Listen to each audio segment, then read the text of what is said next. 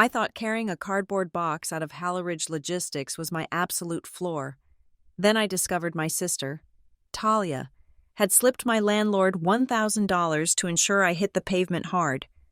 She framed it as a rescue operation designed to force me back under her roof.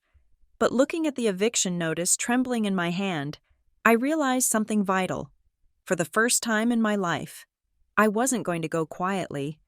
The cardboard box in my hands felt lighter than 5 years of my life should have weighed.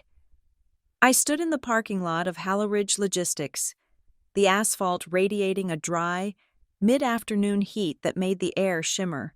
I stared at the main glass doors, watching the reflection of the clouds drift over the logo I had walked past every morning since I was 28.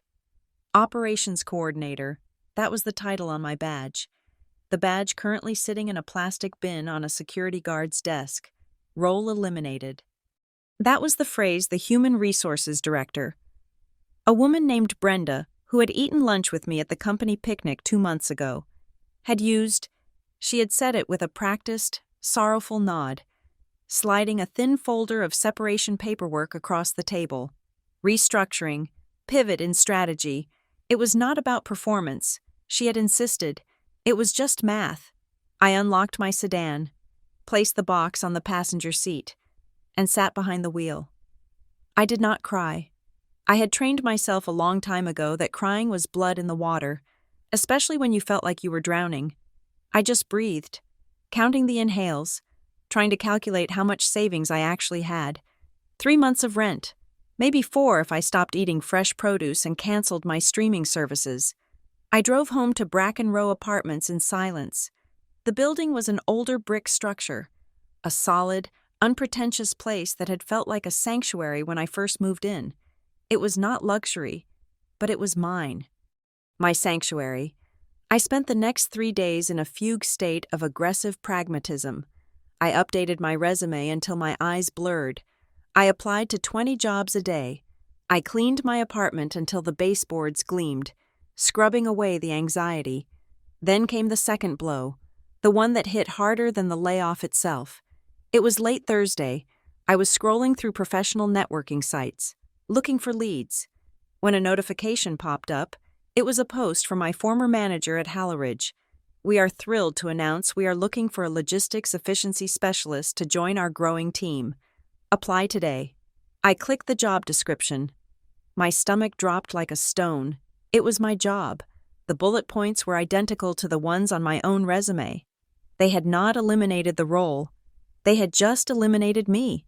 They had changed the title, perhaps to lower the salary band, or perhaps because I wasn't bubbly enough, or maybe because I didn't go to the happy hours often enough. Humiliation is a cold feeling. It starts in the gut and spreads to the fingertips. I wanted to comment on the post. I wanted to scream. I wanted to call Brenda and ask her how the math worked out on this one, but I did nothing. I needed them. I needed the reference. If I burned the bridge, I would have a 5-year gap on my resume that I couldn't explain. So I swallowed the anger, sharp and jagged, and closed the laptop. I did not tell my family. Specifically, I did not tell my sister. Talia. Talia was 5 years older than me and lived in a world where things did not get eliminated. They got upgraded. She was beautiful, polished, and married to a man whose real estate dealings seemed to involve a lot of handshakes and very little actual labor. But more than that, Talia was a rescuer, and her rescues were lethal. If I told her I had been fired, she would not offer comfort. She would offer a plan. That plan would involve me moving into her guest cottage, working for one of her husband's friends, and enduring Sunday dinners where she would lightly touch my arm and tell the table how brave I was for starting over after failing so hard. She would rewrite the narrative until I was the reckless, unstable little sister who just couldn't hack it in the real world, and she was the benevolent saint who picked up the pieces. I had spent 33 years trying to escape that story. I was not going to walk back into it willingly. So I lied. When my mother texted to ask how work was, I sent back a thumbs-up emoji. When Talia sent a picture of her new hydrangeas, I hearted it and said nothing about the cardboard box. By the second week, The silence in my apartment had gained a texture, heavy and suffocating. The severance package was a single paycheck, which had already evaporated into credit card debt I had been carrying from a car repair. I sat at my small kitchen table, my ledger open. The numbers were stubborn. Rent was due in 6 days. I was short. I needed $300 to make the full rent. I looked around my living room. I loved my things. I loved the mid-century lamp I had found at an estate sale. I loved the heavy velvet curtains. But I loved having a roof more. I spent the afternoon photographing the lamp, a distinct ceramic piece with a teal glaze. I listed it on a local marketplace app. Within an hour, it was sold for $80. It was a start. I canceled my therapy appointment for the month. That was another $150 saved. Doctor, Aris would understand, or she wouldn't. But I couldn't pay her to listen to me panic about not being able to pay her. I still came up short. I took a breath and dialed the number for the property management office. Bracken Row had recently been acquired by a new company, Northgate Residential Group. We had all received a flyer about it a month ago, promising streamlined service and online portals. Since then, the only change I had noticed was that the hallway lights took longer to get replaced. A woman answered. Her voice was pleasant but metallic, like she was reading from a script. Bracken Row Leasing. She said, "Hi, this is Lucy Simmons in Unit 4B. I said, keeping my voice steady, "I wanted to touch base about rent for this month. I have had a temporary income adjustment. I can pay $1,100 on the 1st, and the remaining balance on the 15th. I just wanted to let you know and make sure that is noted, so I am not flagged as late." There was a pause, followed by the sound of typing. "Ms. Simmons," the woman said, "I see you here.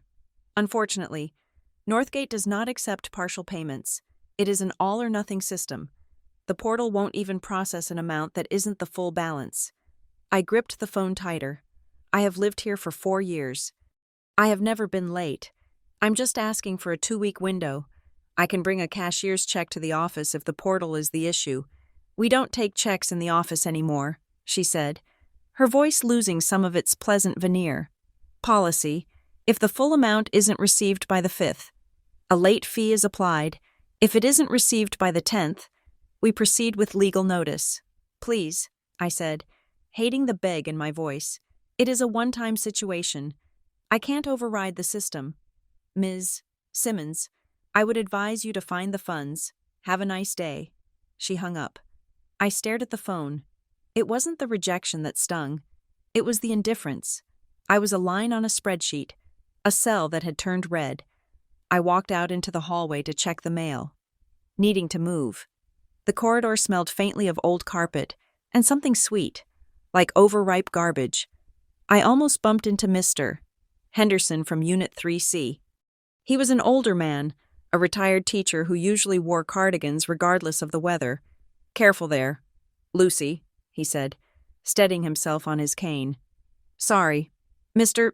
Henderson. I said, just distracted. You and everyone else," he muttered, glancing up at the ceiling where a water stain had been spreading for weeks. "This new management group, Northgate, they are a piece of work, aren't they? Have you had trouble with them?" I asked. He snorted. "Sent a maintenance request for my radiator 3 weeks ago. It is clanking like a drum line.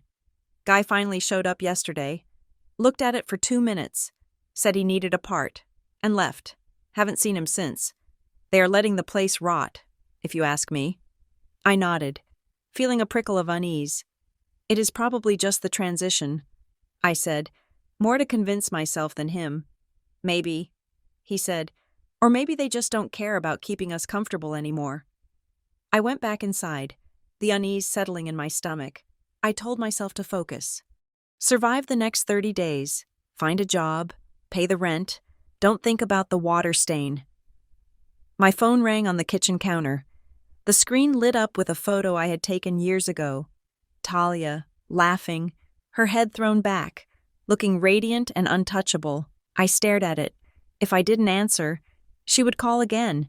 If I didn't answer the second time, she would call Mom. I swiped green. "Hey," I said, forcing a brightness I didn't feel into my voice. "Lucy!" Talia's voice was a high-frequency assault of cheer. I was just thinking about you. How are you? We haven't talked all week. I am good. I lied. Just busy. You know how it is. Oh, I do, she said. Listen, the reason I'm calling is that Reed and I are having a little get-together next Saturday. Just casual. But Reed invited this friend of his, Greg, who works in supply chain management for a big pharmaceutical firm. I thought you should come. I froze. Why would I need to meet someone in supply chain management? Talia didn't know I was looking. That sounds nice, I said cautiously. But I am pretty swamped with work right now. Big project. There was a silence on the other end. It lasted only a second, but it felt heavy. Come on. Lucy, Talia said, her tone shifting. It dropped an octave, losing the cheer, becoming intimate and knowing, you don't have to do that with me. Do what? I asked, my heart hammering against my ribs. Pretend. She said, I know about Halleridge. The world stopped spinning for a moment. I gripped the edge of the counter. I don't know what you mean, I said, fully aware of how weak it sounded. Lucy, stop, she said, sounding exasperated but affectionate, the way one speaks to a slow child. I heard they did a big round of cuts, and I heard your department was hit. Someone mentioned it to Reed at the club. Reed? Reed didn't know anyone at Halleridge. Who mentioned it? I asked, my voice sharp. Does it matter? Talia sighed. The point is, I know you are out of a job, and I know you are probably sitting in that dark apartment eating instant noodles and panicking. I'm trying to help you. Greg is hiring. I closed my eyes. It wasn't just that she knew, it was that she had been waiting for me to admit it. And when I didn't, she had sprung the trap. I am fine. Talia, I said, I have some leads. I don't need a setup. You are always so stubborn. She said, remember when you tried to move to Chicago without a plan? And I had to drive up there and help you break your lease because you were living in that basement with the mold? I was 22. Talia, and I had it under control until you called my landlord. I saved you money, she said dismissively. Look, just come to dinner. Let us help you. You are obviously struggling. There is no shame in hitting rock bottom. Lucy, that is what family is for. To pull you up. Rock bottom. I had lost my job 2 weeks ago. I was selling a lamp. That wasn't rock bottom, but in Talia's world, any deviation from the script was a catastrophe that required her intervention. I have to go. I said, I have a call coming in. Lucy, I cut her off. I stood there, breathing hard. The betrayal burned. Someone was feeding her information. Someone in my life was talking to Reed or Talia. But who? I kept my circles separate. My work friends didn't know my family. My family didn't know my neighbors. Unless Talia was lying about how she found out. 2 days later, I came home from a temp agency interview that had gone poorly. The recruiter had looked at my resume and asked why I had stayed at a mid-level role for 5 years if I was so ambitious. I hadn't had a good answer.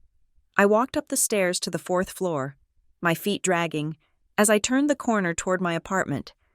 I saw it. A piece of white paper was taped to my door with blue painter's tape. In an apartment complex. Paper on the door is never good news. It is never a birthday card. I walked toward it, feeling the hallway shrink around me. Notice to quit. The words were in bold, all caps. Centered at the top, I ripped it off the door and fumbled with my keys. Getting inside before anyone could see me reading it, I leaned against the closed door, my heart rate spiking. I read it. To Lucille J. Simmons. My middle initial is M. Premises, 4B, Bracken Row Apartments. You are hereby notified that your tenancy is terminated effective immediately due to failure to comply with lease terms regarding timely payment and conduct. You are required to vacate the premises by... I looked at the date. It was formatted strangely. Day, month, year. Like a European document. The date for vacancy was 10 days from now. And then the amount. Outstanding balance. $2,400. I stared at the number. That was impossible. I was current. I hadn't paid this month yet. It was the 3rd. But I wasn't behind by $2,000. That would be 2 months of rent. My hands were shaking. This had to be a mistake. A clerical error. Northgate was messy. The neighbor had said so. I grabbed my phone and dialed the property office again. Northgate Residential. The same metallic voice answered. "This is Lucy Simmons, Unit 4B. I said, talking fast, "I just found a notice on my door. It says I owe over $2,000 and that I am being evicted. This is wrong. I paid last month in full. I have the receipt. And my middle initial is wrong on the paper. Ms. Simmons," the woman said. "One moment." I heard clicking. "The system shows an outstanding balance carried over from the previous management," she said smoothly, "plus late fees. And there are notes here about noise complaints." "What?" I almost laughed. "That is a lie. I have never had a noise complaint. And I have my bank statements. I never missed a payment to the old management. The balance transferred with the sale," she said. "If you dispute it, you can send a letter to the corporate office, but the notice stands. We need the unit back." "You can't just tell me to leave in 10 days, I said, my voice rising. "That is illegal. I have rights." "Ms. Simmons, please be reasonable," she said. "It is standard procedure. If you leave voluntarily by the date, we won't file the eviction with the court. It won't go on your record. If you fight it, it gets ugly and expensive. Just think about what is best for you." She hung up again. I stood in the center of my living room. The paper crinkled in my fist. Be reasonable. I needed to talk to Graham Pell. Graham was the owner of the building, or he had been. He was the one who had hired Northgate. He kept an office on the first floor. He had always been a decent guy. A little scatterbrained, but kind. He had given me a break on the security deposit when I first moved in because he liked that I worked in logistics. "Organized tenants make my life easier," he had joked. I ran down the stairs, skipping the elevator. I burst into the lobby. Graham was there, locking the door to the small mailroom. He looked tired. He was wearing a suit that looked slightly too big for him. "Graham!" I called out. He jumped, turning around. When he saw me, his face didn't light up like it usually did. He flinched. His eyes darted to the side, looking for an exit. "Lucy," he said, "I am actually just heading out." "Graham, I got a notice on my door," I said, walking up to him. He took a step back. "It says I owe $2,000. It says I am being evicted for noise. You know that is not true. You know I am a good tenant." He wouldn't look at me. He looked at his shoes. "Look, Lucy, it is out of my hands," he said. "Northgate handles the day-to-day now. But you own the building." I said, "You can tell them it is a mistake. I have had complaints." "Lucy," he said, his voice stiff. It sounded rehearsed, like he was reading off a cue card. "Complaints? From who?" "Neighbors," he said vaguely. "Loud music, late nights, and the rent has been spotty." I stared at him. "Graham, I don't play music. I go to bed at 10, and I have never been late. Why are you lying?" He looked up then, and I saw a flash of misery in his eyes. "You have become uncooperative," he said. That was the phrase, uncooperative attitude. "It is best if you just move on. Lucy, find a place that fits you better." He turned and pushed through the front door, almost running to his car. I stood in the lobby, the cold air from the opening door hitting my face. Someone was scripting him. Graham Pell couldn't remember what day of the week it was half the time, let alone use a phrase like uncooperative attitude. I went back upstairs, but I didn't go to my apartment. I went to the stairwell and sat on the concrete steps. I needed to think. Talia knew I was fired. My landlord was acting like a stranger. I had a fake eviction notice. I called Marisol. Marisol was a friend from a temp job I had worked 3 years ago. She was a paralegal now, sharp-tongued and cynical in a way that I found deeply comforting. I met her at a diner 3 blocks away. I showed her the notice. "This is garbage," Marisol said, stabbing her fork into a piece of cherry pie. "Look at this. Incorrect service. The cure period is wrong for this state. And the amount? They are just throwing numbers at the wall to see if you panic." "I am panicking," I admitted. "Don't," she said. "That is what they want. They want you to pack your bags and flee in the night so they can flip the unit and charge the next person double. It is a shakedown. Lucy." "But Graham," He acted like he hated me. Landlords hate everyone who isn't paying them premium market rates. Marisol said, "Listen to me. Do not talk to them on the phone anymore. Email only. If they call, let it go to voicemail. We need a paper trail." She pulled a notepad out of her purse. "Tonight, you take photos of the notice. You take photos of your apartment to prove you haven't trashed it.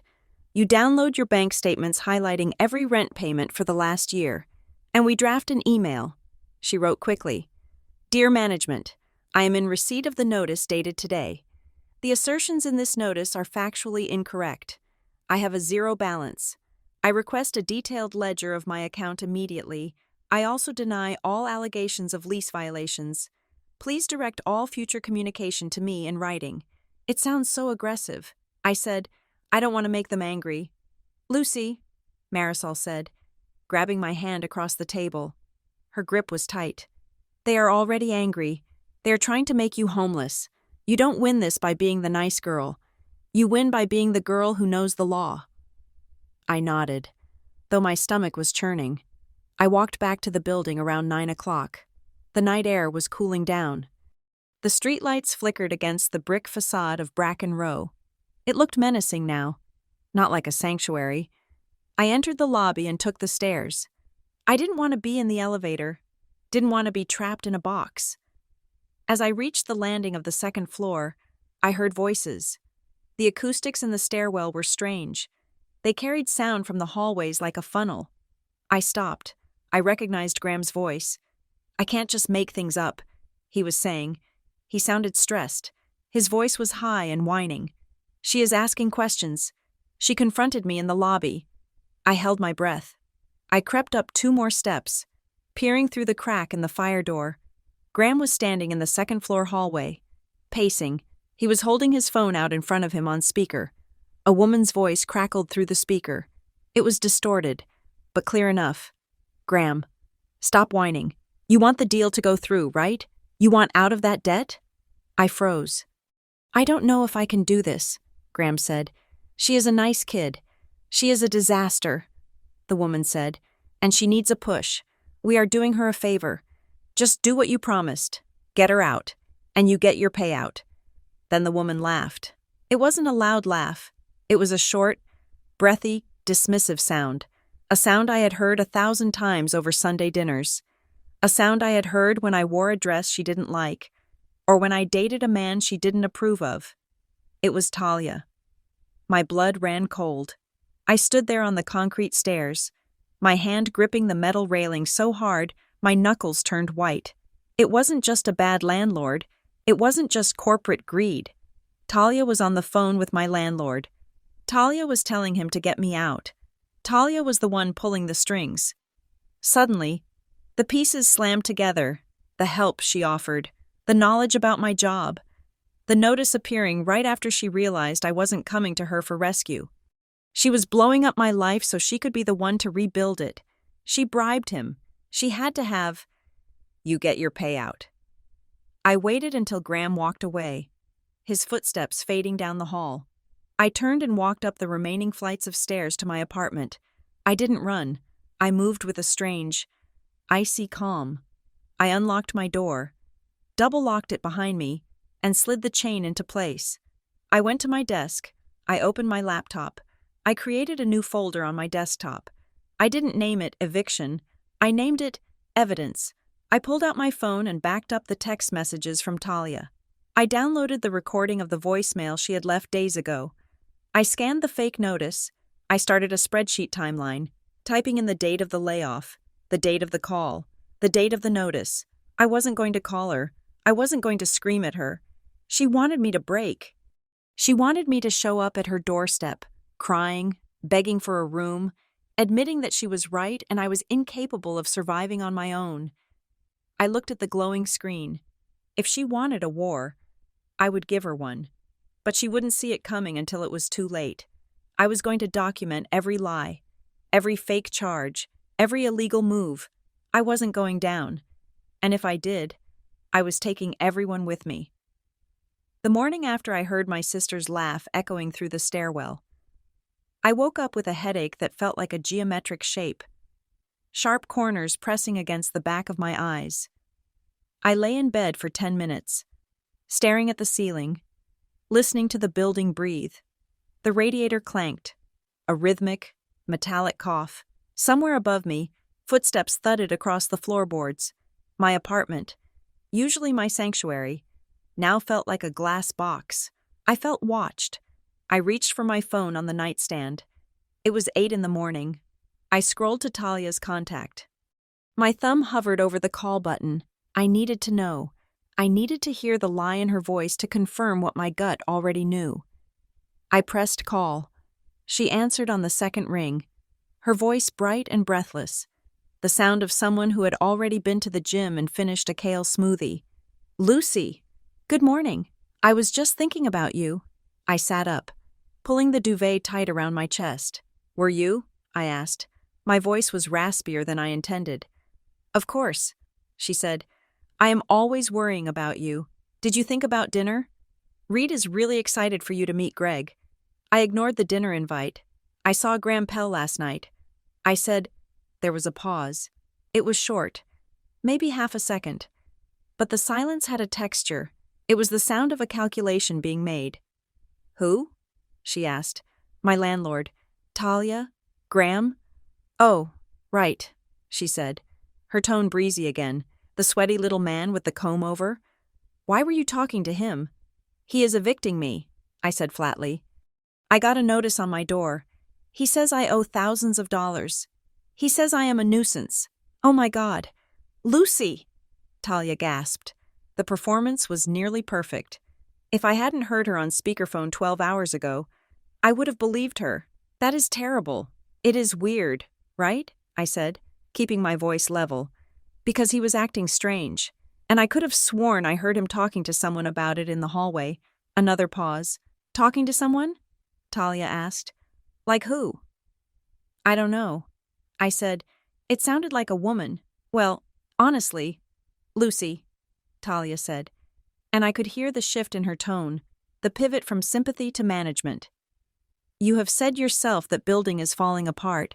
Maybe it is for the best." "For the best?" I repeated. "Being homeless is for the best?" "Don't be dramatic," she snapped gently. "You wouldn't be homeless. You have family. This is what I was trying to tell you the other day. That place is a dump. I bet it isn't even safe.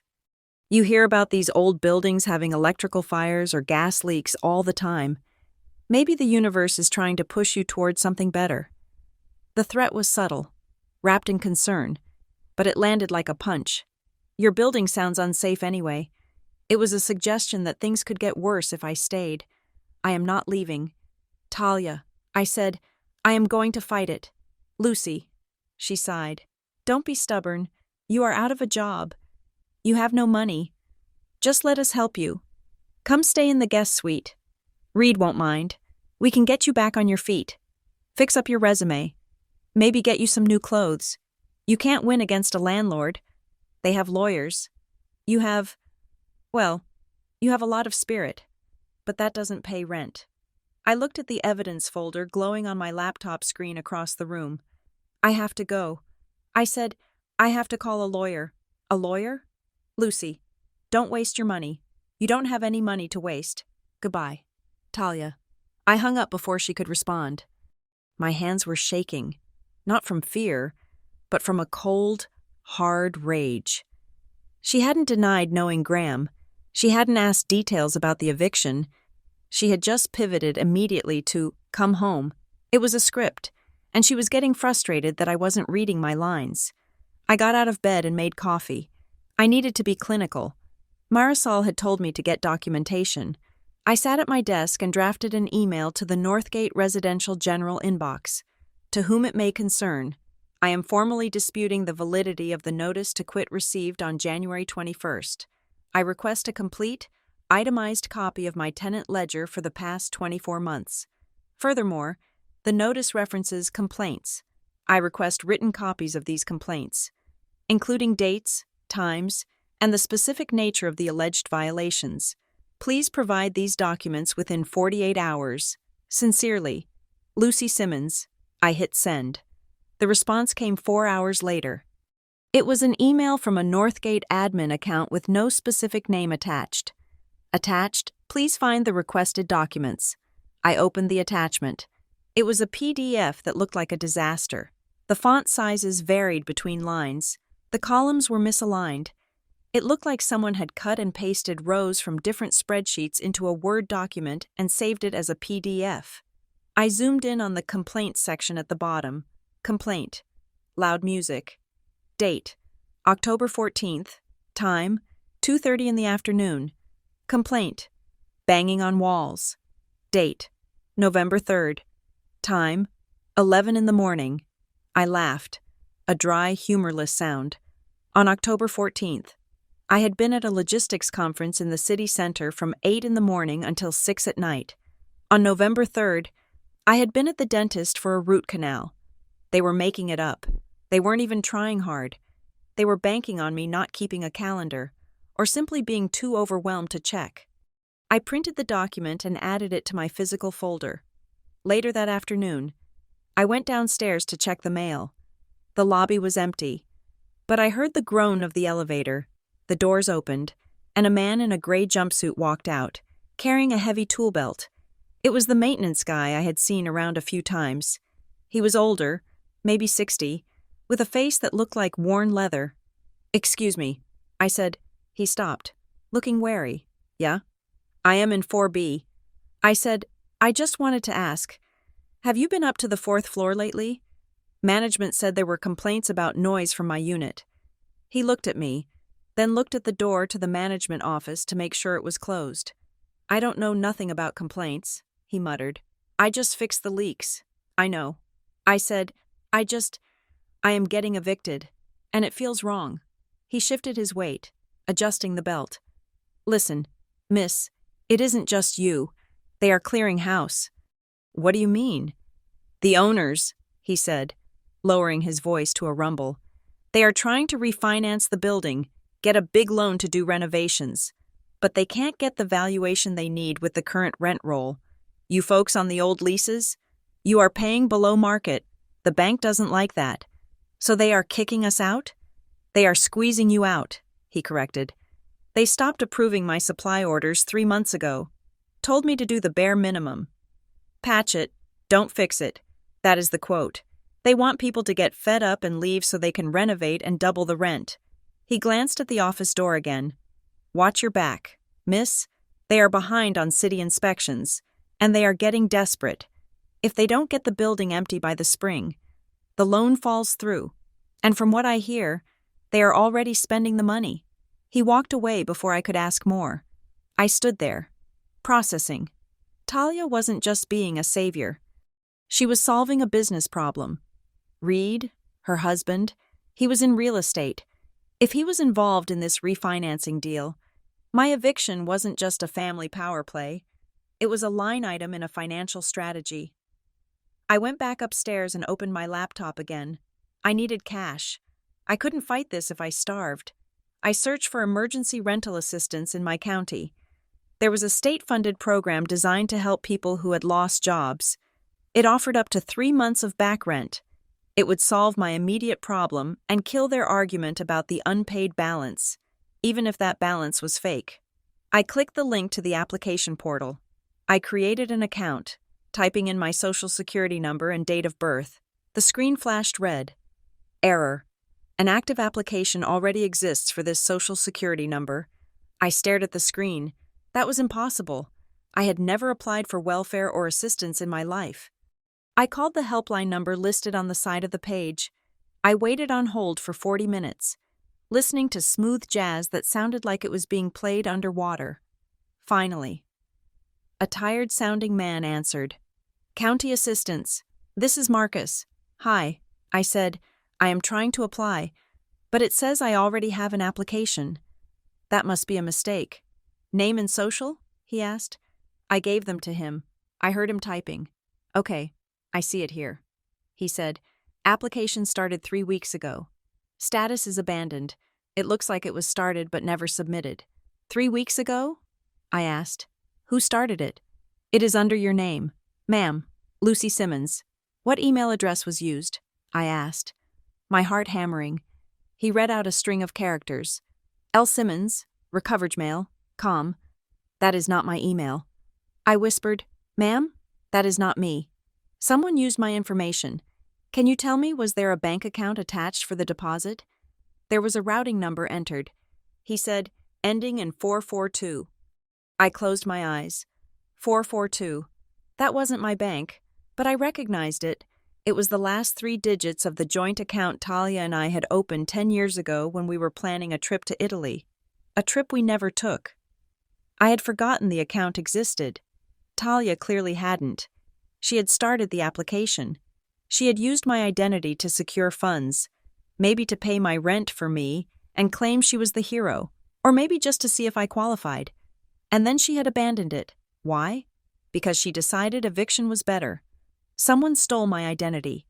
I told Marcus, "I need to flag this. You will have to file a fraud report," he said. "I can't reset it until there is a police report." I hung up. I felt sick. My sister hadn't just bribed a landlord, she had committed fraud. She had access to my social security number from when she helped me with my taxes 5 years ago. The walls of the apartment felt like they were closing in. I needed to get out. I needed to talk to someone who wasn't part of this web. I took the bus to the city center, to a storefront with a faded sign, Tenant Resource Clinic. Marisol had told me to go there. The waiting room was full of people looking tired, mothers with strollers, old men clutching manila envelopes. I waited an hour before a young woman with purple streaks in her hair called my name. "Lucy? Come on back." Her name was Sarah. She led me to a cubicle and listened while I explained everything. I showed her the notice. I showed her the fake complaints. I told her about the identity theft, though I left out that it was my sister. I just said, "A family member." Sarah looked at the notice on my door. "This is defective," she said, pointing to the text with a pen. "See this? They didn't cite the specific lease clause you violated. In this state, a notice to quit for cause has to be specific. They can't just say bad conduct. And the date format? It is ambiguous. A judge would throw this out in 5 minutes. So I am safe?" I asked, feeling a surge of hope. "No," she said grimly. "You are not safe. You are just legally right. Those are different things. They know this notice is garbage. They are counting on you moving out before it gets to a judge. They are trying to scare you. What do I do?" "Stay put," Sarah said. "Do not move out. If you move out, you lose your leverage. Keep paying rent. If they refuse it, open a separate escrow account and put the money there every month. Send them a letter saying the money is available upon resolution of the dispute. And document everything, every conversation, every weird noise, every time the heat goes off." She handed me a pamphlet. "They are going to escalate. Lucy, they will try to make your life miserable. They will invade your privacy. They want you to crack. Don't crack." I went home with the pamphlet tucked into my jacket. Don't crack. 2 days later, the escalation began. I was in the shower when I heard a key turn in my lock. I froze, the water running over my face. I had double-locked the door, but I hadn't put the chain on because I had just come back from a run. I grabbed a towel and wrapped it around myself, stepping out onto the bath mat just as a heavy fist pounded on the bathroom door. "Maintenance! Emergency inspection!" a voice boomed. It wasn't the older man. It was a younger, aggressive voice. "I can't come to the door," I screamed. "I am in the shower. Get out. Checking for leaks. We have reports of water damage below you," the voice shouted back. The doorknob jiggled. I stared at it, terrified. The lock on the bathroom door was flimsy. "I am calling the police," I shrieked. "Get out of my apartment." There was a pause, then a mutter. "Fine. We will come back." I heard heavy boots walk away, then the front door slam. I stood in the bathroom, dripping wet, shivering violently. There was no water damage below me. I knew the woman below. She would have texted me. They were doing it on purpose, barging in while I was naked, violating the space. I got dressed in a hurry, my fingers fumbling with buttons. When I went into the living room, I saw they had left something. Another paper was taped to the inside of my front door. Warning: unauthorized occupants. Management has observed unauthorized persons residing in Unit 4B. This is a violation of your lease. Cure within 3 days or face immediate eviction. I stared at it. I lived alone. I hadn't had a guest in 2 months. They were gaslighting me on paper. They were trying to make me feel crazy. I grabbed my phone and took a picture of the notice. Then I walked out into the hallway. I needed to see if anyone else was dealing with this. I walked down the hall to Unit 4D. I had seen a young man there a few times, usually carrying a guitar case. I knocked. The door opened a crack. A pale face with dark circles under the eyes peered out. "Yeah?" "Hi," I said. "I am Lucy. I live in 4B. He looked me up and down, checking for a clipboard or a badge. When he saw I was empty-handed, he opened the door a little wider. "I am Elliot," he said. "Elliot. Are they messing with you?" I asked. He let out a short, bitter laugh. He opened the door fully. Behind him, the apartment was half-packed. Boxes were stacked against the wall. "Messing with me?" he said. "They offered me $2,000 to leave by Friday, cash for keys." "You are leaving?" I asked. I refused. He said, "I can't find another place for this price." So now suddenly, I have 3 lease violations for improper recycling and loitering in the lobby. I haven't been in the lobby in a week. "Me too," I said. "They said I have unauthorized occupants. I live alone." Elliot rubbed his face. "They are terrorizing us. They want the building empty. I heard the guy across the hall. Mr. Henderson? He just left. Couldn't take the stress. He is 80 years old, and he just left. That is what they want," I said. Elliot walked over to his kitchen counter and picked up a piece of paper. "Look at this," he said. I took it. It was a letter titled Voluntary Relocation Agreement. It was written in soft, corporate language about opportunities and fresh starts. "It is a bribe." Elliot said, "But if you don't take it, the hammer comes down." I handed it back. "We need to stick together. Elliot, we can't let them pick us off one by one." He looked doubtful. "I don't know. Lucy, I am a musician. I don't have money for a fight. Neither do I." I said, "But I'm not going to let them win." When I got back to my apartment, there was a new notice on the floor, slid under the door. Final notice. The font was different. It was Comic Sans. Of all things, in the body text, with a formal header. It looked ridiculous. It claimed I had failed to cure the unauthorized occupant violation, which I had received only 20 minutes ago. I looked at the signature at the bottom. Graham Pell, owner. I frowned. I went to my filing cabinet and pulled out my original lease from 4 years ago. I found Graham's signature. It was a distinctive scrawl, with a large loop on the P. I held the new notice next to the old lease. The signatures were identical. Not just similar, identical. The same ink blot on the loop, the same shaky line on the L. It was a photocopy. Someone had scanned his signature from an old document and pasted it onto this new. Absurd notice. This wasn't Graham. Graham might be weak, but he wouldn't use Comic Sans, and he wouldn't forge his own signature. This was Northgate, or Talia. I added it to the evidence folder. The file was getting thick. The next day, I had a glimmer of hope. A recruiter I had been talking to about a supply chain role at a mid-sized retail company called me. "Lucy, hi, it is David." "Hi, David," I said, sitting up straighter. "I was hoping to hear from you." "Yeah, listen," he said. His voice was awkward. "We are going to pass on your application." "Oh," I said, the disappointment hitting my chest. "Can I ask why? I thought the interview went really well." "It did." He said, "But, look, I shouldn't tell you this, but I liked you. We did a preliminary background check. We called Halleridge." "Brenda gave me a bad reference?" I asked, shocked. Brenda had promised to be neutral, not Brenda. He said, "Someone else, an informal reference reached out to us. They said they knew you personally and wanted to warn us that you tend to be unstable under stress." I felt the blood drain from my face.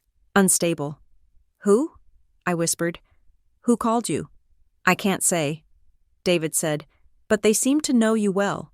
In this industry, reliability is key. Lucy, we can't take the risk." He hung up. I sat there, the phone in my lap, Unstable. That was Talia's word. That was the brand she had been burning into my skin since I was a teenager. Lucy is so emotional. Lucy spirals. She had found out where I was interviewing. How? Maybe I had left my LinkedIn open on a family computer? No. Maybe she had guessed? Or maybe she had access to my email, the identity theft, the rental assistance application. If she had my passwords. I scrambled to my computer. I changed every password I had. Email, banking, LinkedIn, social media. My fingers flew across the keys. I enabled two-factor authentication on everything, but the damage was done. She wasn't just coming for my home. She was salting the earth so nothing could grow. She wanted me destitute. She wanted me to have no choice but to crawl to her. It was a siege, and I was running out of food. I lay on the floor of my living room, staring at the dust motes dancing in the light. I wanted to give up. It would be so easy to just pack a bag and go to her house, to say, "You win. I am broken. Fix me." But then I thought about the maintenance guy. They are behind on inspections. I thought about the mold smell in the stairwell that had been getting worse. I thought about the front door lock that jammed half the time. I thought about the heat that cut out every night between 2 and 4 in the morning. If they wanted a war, I would use their own weapons. I sat up. I grabbed my camera. I walked out of my apartment and started documenting. Not my unit, the building. I took photos of the water stains on Mr. Henderson's ceiling. The door was unlocked. He was gone. I took photos of the rusted fire escape. I took a video of the emergency exit sign that was hanging by a wire. I went to the basement laundry room and photographed the black mold creeping up the drywall. I went back upstairs and went to the city's housing code enforcement website. I didn't file an anonymous tip. I filed a formal, sworn complaint in my own name.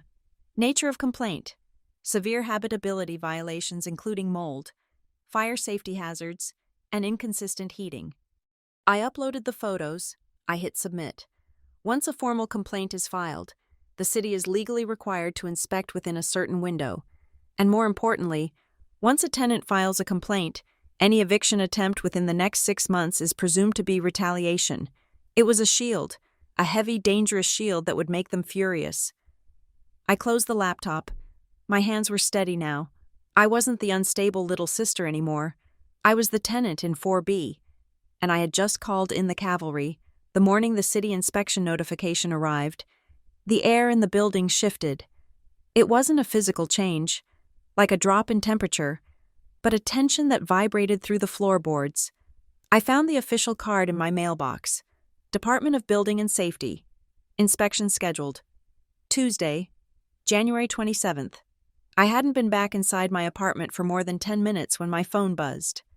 It was an email from the Northgate property manager, the same woman who had told me to be reasonable just days before. The subject line was, "Settlement proposal, time sensitive." I sat down at my kitchen table, my heart doing a slow, heavy thud against my ribs. I opened it. "Dear Ms. Simmons, in the interest of resolving our current dispute amicably, ownership is prepared to offer a one-time fresh start arrangement. If you agree to vacate Unit 4B within 10 days, Northgate will forgive the entirety of your outstanding balance, including all late fees and disputed charges. We will also provide a neutral landlord reference for your future housing applications. This offer expires in 24 hours. I stared at the screen. 10 days. They wanted me gone before the inspector arrived. They wanted the problem erased so they could paint over the mold and tighten the screws just enough to pass. Or perhaps leave the unit empty so the inspector couldn't ask a tenant about the heat. It was panic. Pure, distilled corporate panic. I typed my reply slowly, my fingers heavy. To Northgate Management, thank you for the offer. However, I cannot vacate my home in 10 days.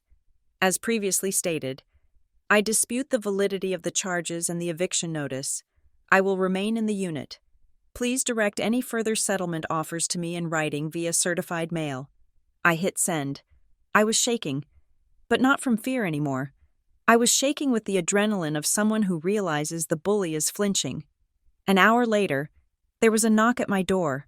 It wasn't the heavy pound of maintenance. It was a rhythmic, cheerful rap.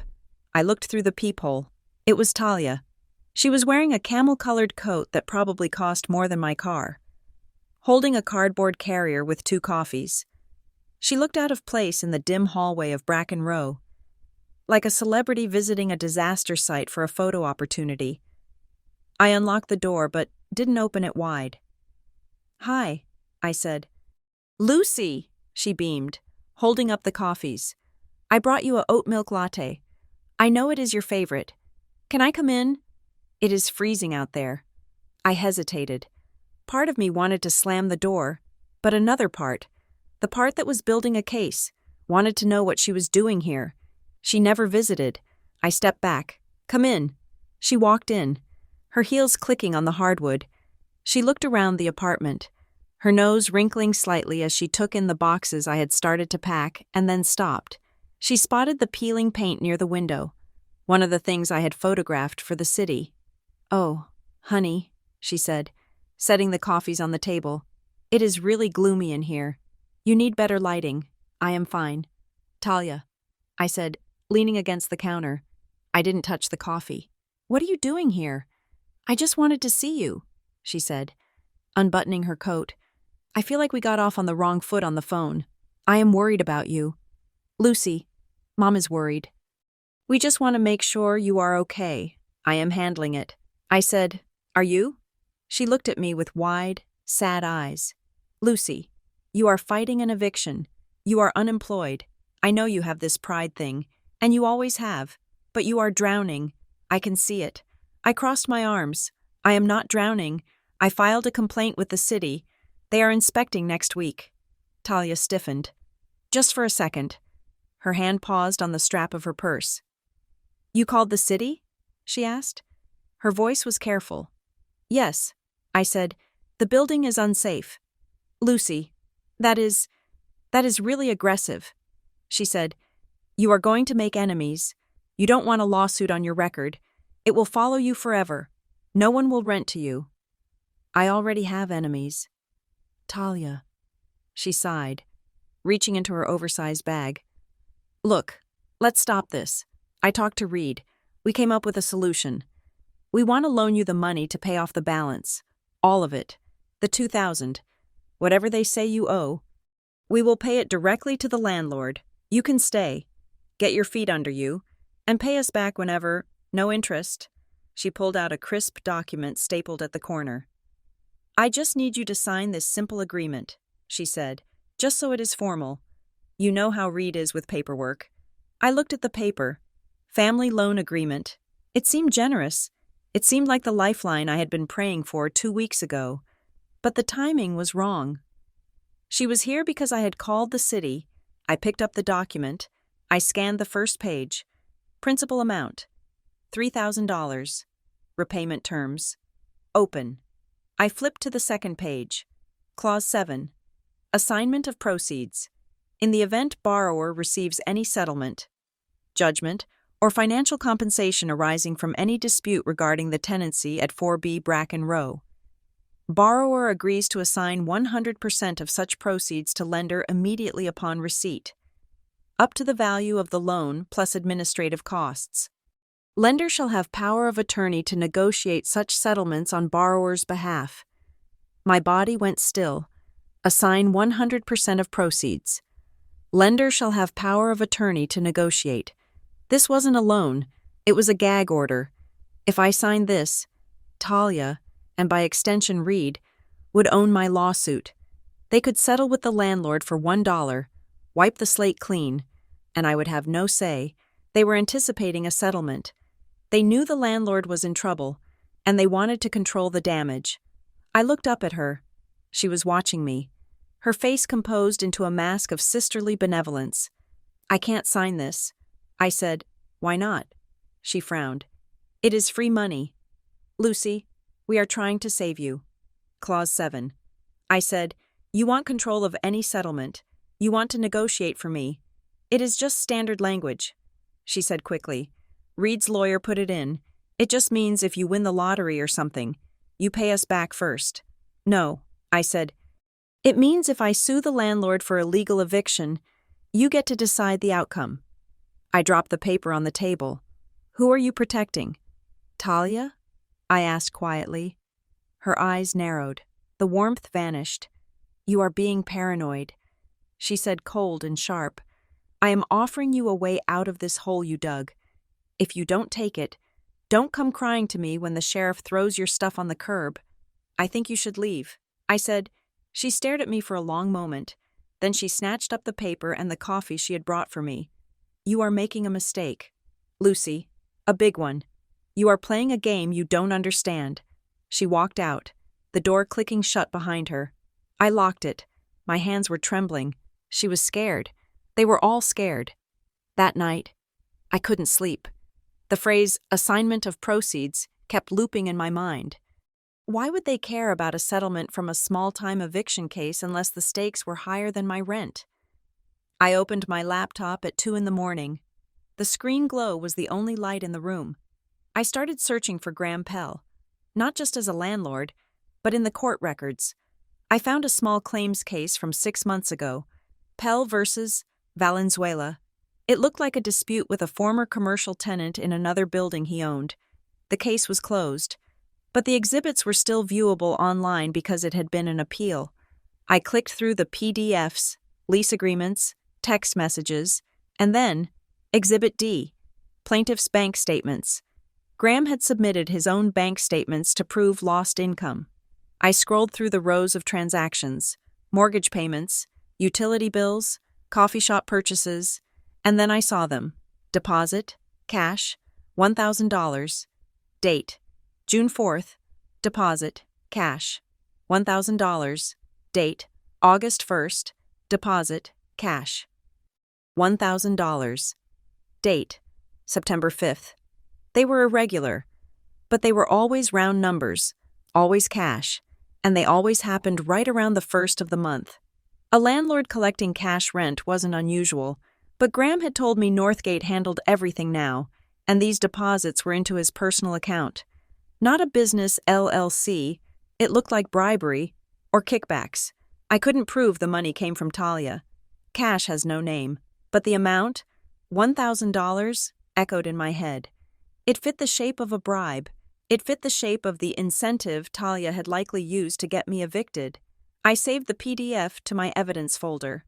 The next day, I went to the laundry room in the basement. I ran into Elliot. He was stuffing clothes into a dryer, looking more exhausted than usual. Hey, he said, you still here? Still here. I said, I met someone you should talk to, he said, lowering his voice. My cousin's girlfriend used to work for Northgate. She was a leasing agent. She got fired last month because she wouldn't sign off on some bogus damage charges. Can I meet her? I asked. He nodded. She is meeting me at the diner on 4th in an hour. Come with me. The diner was noisy, smelling of grease and burnt coffee. The woman, whose name was Jen, sat in a booth with her arms crossed. She looked young, maybe 25, but her eyes were hard. Elliot says you guys are at Bracken Row. She said, that place is a nightmare. Tell me about the list, Elliot said. Jen took a sip of her soda. Northgate keeps a target list, she said. It is an Excel sheet. They use it whenever they take over a building that is about to refinance. They identify the tenants who are paying below market, or the ones who complain too much, and they mark them for removal. How do they remove them? I asked. Harassment. Mostly, she said. Lost rent checks, surprise inspections, notices for things that didn't happen. If that doesn't work, they offer cash. If that doesn't work, well, they get creative. Did you see my name? I asked. Lucy Simmons. She looked at me. Yeah, I remember you. You were on the list, but your note was weird. Weird how?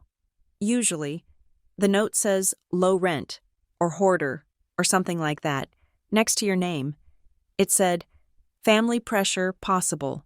I felt the blood drain from my face. Family pressure possible. That was it. That was the confirmation. Northgate knew. Graham knew. They were using my family dynamic as a weapon. They knew Talia would apply pressure, so they didn't have to work as hard. Or maybe Talia had told them. Just pressure her, and I will do the rest. I felt a wave of nausea. I was ashamed, deeply, hotly ashamed. I had let my family into my life enough that they could weaponize it. I had let them know my vulnerabilities. And now, strangers in a leasing office were reading notes about my family pressure. Can I get a copy of that list? I asked Jen. She shook her head. I don't have access anymore, but I can write a statement saying I saw it. That would help. I said, thank you. I walked home in a daze. The city felt hostile. Every storefront, every passing car felt like it was part of the conspiracy. I was terrified of going back to my apartment. I was terrified of sleeping there. What if they changed the locks? What if they sent someone to scare me? I walked into the building lobby. Graham was there, talking to the mail carrier. When he saw me, he flinched. He turned his back, pretending to examine a package. I pulled out my phone. I opened the voice memo app. I hit record. I slipped the phone into my breast pocket, the microphone facing out. Graham, I said. He turned slowly. Lucy, I am busy. I just wanted to let you know the inspector is coming on Tuesday. I said, I hope you are ready. He stepped closer. His face was blotchy. You are making a mistake. Lucy, he hissed, you are ruining me. You think you are being a hero? You are just a headache. A loud, expensive headache. Why did you mark me for family pressure? Graham? I asked. He froze. His mouth opened, then closed. I don't know what you're talking about, he said. But his voice wavered. I think you do. I said, I think you took money to get me out. He laughed. A nervous, high-pitched sound. You are crazy. That is why your sister wants you out. You are paranoid. My sister wants me out because she thinks she can control me. I said, why do you want me out? Graham? Is it the refinance? He paled. Who told you about that? Just fix the exit signs. Graham, I said. I walked past him to the elevator. My heart was hammering so hard I thought he could hear it. I checked the phone in the elevator. It was recording. I had him admitting he talked to my sister. That is why your sister wants you out. Tuesday came. The inspector was a heavy-set man named Officer Miller. He carried a tablet and a flashlight. The property manager, a slick man in a cheap suit who I hadn't met before, trailed behind him like a nervous puppy. I met them at the front door. Ms. Simmons? Miller asked. You filed the complaint? Yes, sir. I said, I have a list of the issues here. I handed him a printed sheet. We have addressed these issues. The manager said quickly, we take tenant safety very seriously. Miller ignored him. He walked to the emergency exit sign at the end of the hall. He tapped it. It didn't light up. Violation, he muttered. Typing into his tablet, he checked the stairwell door. It didn't latch. Violation. Fire hazard. He went to the basement. I followed. The manager tried to block me. Tenants aren't allowed in the maintenance area. He said, I am the complainant. I said, I have a right to show the inspector the mold. Let her through, Miller said without looking up. We walked to the back wall. I pointed to the dark patch I had photographed. It had been painted over with white paint, but the paint was already bubbling. Fresh paint, Miller said. He took a penknife and scraped a flake away. Black mold underneath. You can't just paint over moisture. Son, you have to remediate the source. He turned to the manager. This is a serious violation, and the logs show you haven't done a moisture inspection in 2 years. The manager was sweating. Look, we are in a transition. We are refinancing next month. We have a capital improvement plan. You have a code violation now, Miller said. He turned to me. I need to see your unit. We went upstairs. He checked my heat. He checked the windows. He checked the bathroom fan. When he was done, he looked at me. You did the right thing calling this in. He said, this building is neglected. I am citing them for 14 counts. They have 30 days to fix it, or the fines start doubling. Thank you, I said. The manager glared at me. If looks could kill, I would have been dead on the floor. After Miller left, the manager turned on Graham, who had been lurking in the hallway. I thought you said she was handled, the manager shouted. I heard him through my door. She is difficult, Graham stammered. You said it was a done deal, the manager yelled. You said the family was taking care of it. Now we have the city on our backs. Do you know what this does to the appraisal? I didn't hear Graham's response. I just heard a door slam. Later that afternoon, Graham knocked on my door. I opened it with the chain on. Lucy, he said. He looked wrecked. His tie was crooked. What do you want? Graham, please, he said. Just take the deal. I will give you 2,000. Cash. Just leave. I can't. Graham, you don't understand, he said, his voice cracking. Someone promised me this would be easy. They said, just post the notice. She will fold. I didn't sign up for inspections. I didn't sign up for this. Who promised you? I asked. He looked at me, his eyes wet. It doesn't matter, he whispered. I am ruined. He walked away. I closed the door. He expected protection. He expected Talia's plan to work seamlessly, and now that it wasn't, he was the one left holding the bag. That evening, I sat at my computer, organizing the day's events. The inspector's visit was a massive win. The retaliation clock was now officially ticking.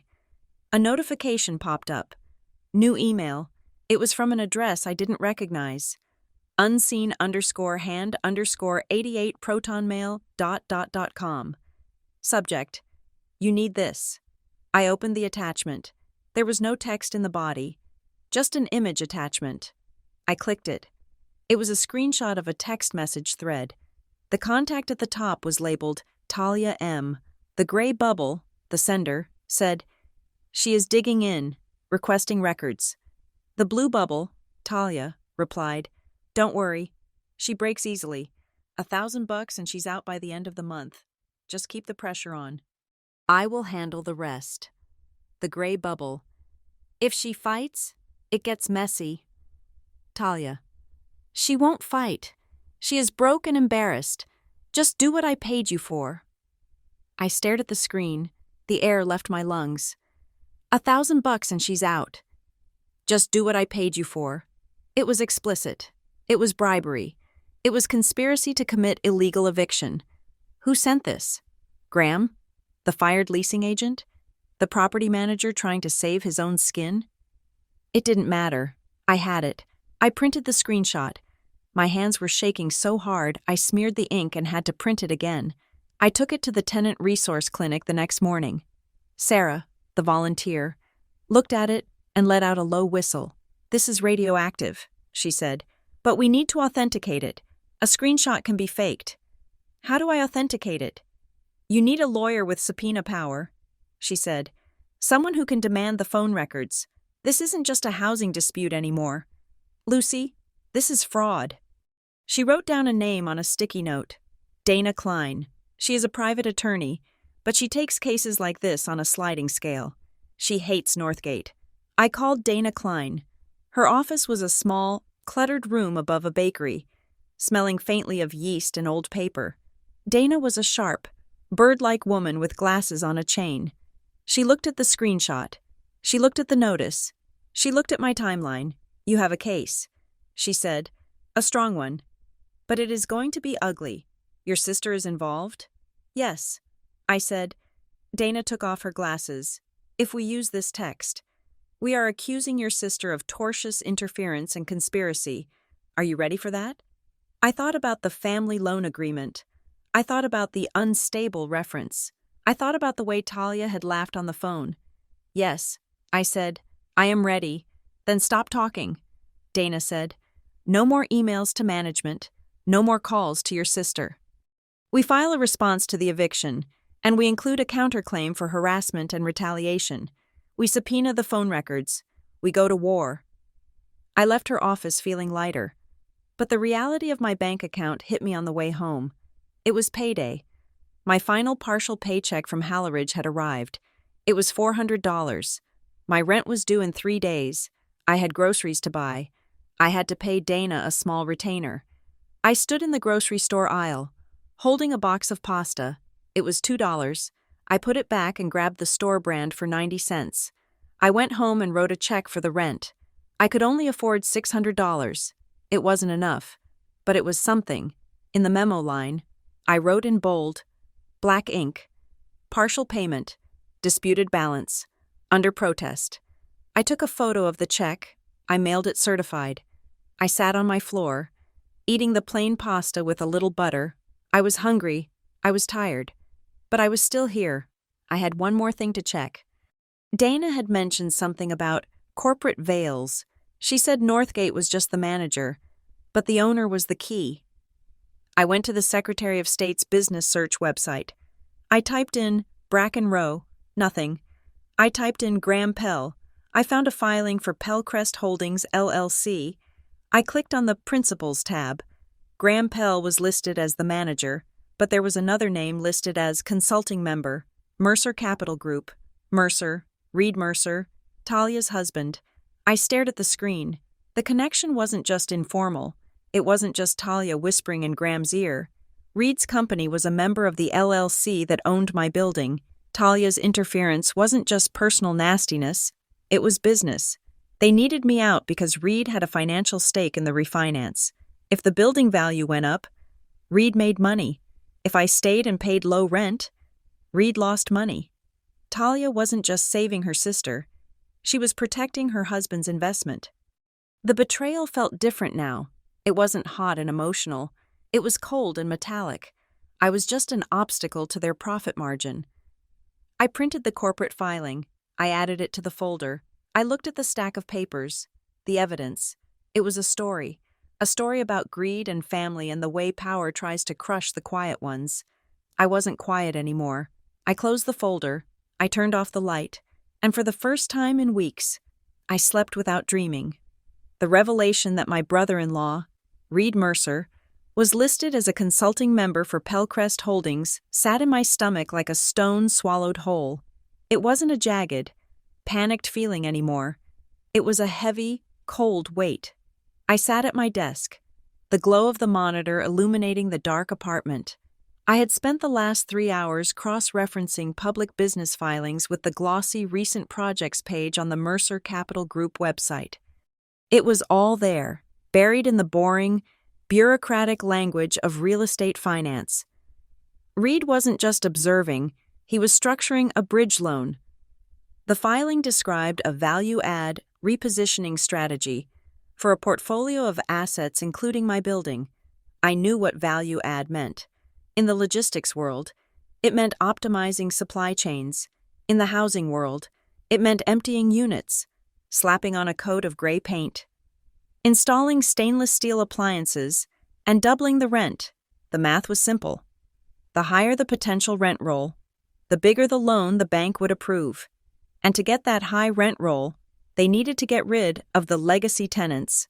Me, Elliot, Mr. Henderson. We were liabilities on a spreadsheet. My eviction wasn't personal to the bank, but the method, using my sister to trigger my exit, was deeply personal to Reed. He needed the building empty to secure his financing fees, and Talia had volunteered to scrub the stubborn stain that was me. I closed the laptop. Understanding the motive didn't make it hurt less, but it made it manageable. It wasn't just that my sister hated me, it was that I was blocking a transaction. 2 days later, the process server arrived. He was a bored-looking man in a windbreaker who caught me at the mailbox. He didn't say, "You are served." He just mumbled a name, shoved a stack of thick, folded papers into my hand, and walked away before I could answer. I stood in the lobby, staring at the cover sheet. Summons and complaint. Unlawful detainer. Plaintiff. Pellcrest Holdings, LLC. Defendant. Lucille M. Simmons. This was it. The lawsuit. I took the elevator up, my heart hammering a slow, forceful rhythm. Inside my apartment, I spread the papers out on the kitchen table. I forced myself to breathe. I had to read this like an editor, not a victim. I scanned the allegations. Item 4. Defendant has failed to pay rent in the amount of $2,400. Item 6. Defendant has caused nuisance and waste on the property. I pulled out my ledger and my receipts. I looked at the dates listed in the complaint. They claimed the unpaid rent was for November and December. but I had cashed check images for both those months. And then, I noticed the date of the notice service listed in the complaint. January 15th. I grabbed the original notice from my evidence folder. It was dated January 21st.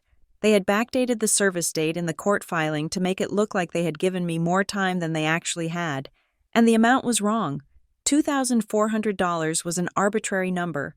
My rent was $1,100. 2 months would be $2,200. Where did the extra $200 come from? I called Dana Klein immediately. I got the papers. I said, my voice steady, "They are full of errors. The dates are wrong. The amounts don't match my lease." "Good," Dana said. Her voice was crisp over the speakerphone. "Sloppy filings are a gift. Lucy, it means they are rushing." "Why are they rushing?" I asked. "Because of the city inspection you triggered," she said. "They know the code enforcement officers coming back to check on those violations. If the building is flagged as substandard, it freezes their ability to evict you for non-payment in many cases. They are trying to get a judgment before the city drops the hammer." "So what do? "We file an answer," Dana said. "We deny everything. We point out the defective notice. We point out the incorrect amounts. And we check the box for retaliatory eviction. We tell the court, I complained about mold, and 3 days later they sued me." Judges hate that timeline. I hung up, feeling a strange sense of power. Their haste was their weakness. They were so desperate to close Reed's deal that they were tripping over their own shoelaces. But Talia wasn't done. The following Saturday, I was cleaning the kitchen, scrubbing the grout with a toothbrush to work off the nervous energy, when there was a knock at the door. It wasn't the landlord. It wasn't the process server. I looked through the peephole and felt my knees go weak. It was my mother and my Aunt Carol. They were standing in the hallway, looking concerned and slightly out of place. My mother was wearing her church coat, a heavy wool thing that smelled of lavender and judgment. Aunt Carol was holding a stack of flattened cardboard boxes. I didn't want to open the door. I wanted to pretend I wasn't home. But my mother knew I was home. She had that instinct. I unlocked the door and opened it. "Mom? Carol? Oh, Lucy." My mother exhaled, pushing past me into the apartment without waiting for an invitation. She looked around, her eyes wide, taking in the small space, the peeling paint, the stack of legal papers on the table. "Look at this place," she whispered. "It is freezing in here." "We came to help," Aunt Carol said, marching in behind her. "Talia told us everything." My stomach dropped. "What did she tell you?" "She told us you are having a breakdown." "Honey," my mother said, turning to look at me, her eyes filling with tears. "She said you lost your job and you are spiraling and you are fighting with everyone. She said you are living in squalor." "I am not spiraling." "Mom," I said, gripping the edge of the door. "I was laid off, and I'm fighting an illegal eviction." "Fighting?" Carol scoffed, setting the boxes down on my sofa. "You are getting sued. Lucy, we checked the court records. You are going to have a sheriff at your door any day now. We aren't going to let that happen. We have a plan," Mom said, reaching out to touch my arm. I flinched, and she looked hurt. "We are going to pack you up today. You are coming to stay with me for a few weeks until you get stable. Talia has arranged for a storage unit for your furniture." "Talia arranged it," I repeated. "She is just trying to help." "Lucy," Mom cried, "she is so worried about you. She called me crying yesterday." She said, "Mom, Lucy isn't thinking clearly. She is going to end up on the street." "She is the one putting me on the street," I said, my voice rising. "She is the one who bribed the landlord." My mother's face hardened. "Don't say that. Do not speak about your sister that way. She has been nothing but generous. She offered to pay your debts. She offered you a home, and you are accusing her of what? Conspiracy? It sounds crazy. Lucy, it sounds like you are unwell." I looked at them. 2 women I had loved my whole life. They were looking at me like I was a stranger, like I was a broken thing that needed to be managed. Not a person to be believed. Talia had primed them perfectly. She had framed the narrative so that any defense I mounted looked like a symptom of mental illness. "I am not moving," I said, My voice was trembling, but I made it loud enough to cut through the room. "Lucy, be reasonable," Carol started. "No," I said. "Take the boxes. Please leave." "Lucy, you are making a scene," Mom whispered. "I am in my own home," I said. "I am handling this legally. I have a lawyer, and I'm not going anywhere until a judge tells me to." Mom looked at me, her lip trembling. "You are choosing this dump over your family?" "I am choosing the truth over Talia's lies," I said. "And if you can't see that, then I can't help you." Mom stared at me for a long moment, then she turned to Carol. "Grab the boxes, Carol. She isn't ready." They left. My mother didn't hug me. She just gave me a look of profound, disappointed pity, as if I were a tragedy she could no longer prevent. I closed the door and locked it. I slid the chain into place. I stood there for a minute, listening to their footsteps fade down the hall. Then I sank to the floor. I cried. I didn't cry because I doubted myself. I knew I was right. I cried because I hated what I was becoming. I was becoming hard. I was becoming the kind of person who locked her mother out. I was becoming a person who recorded conversations and hoarded evidence against her own blood. Talia had forced me to choose between my dignity and my family, and I had chosen dignity. But the cost was tearing a hole in my chest. I wiped my face. I couldn't afford to fall apart. That was what they wanted. I stood up, walked to my computer, and opened my email. I typed a message to my mother, Talia, and Carol. Subject: Boundaries regarding housing. Dear family, I love you, but I will no longer discuss my housing situation or my employment with any of you. I am represented by counsel. If you continue to show up at my apartment unannounced, I will not open the door. I want a relationship with you, but not if it is based on Talia's version of reality. Lucy. I sent it. It felt like burning a bridge, but maybe it was just building a wall to keep the fire out. The next morning, I went downstairs to check the mail. Moving quickly through the lobby, I saw something taped to the glass of the front door. It was a glossy flyer with the Northgate logo. Relocation Assistance Program.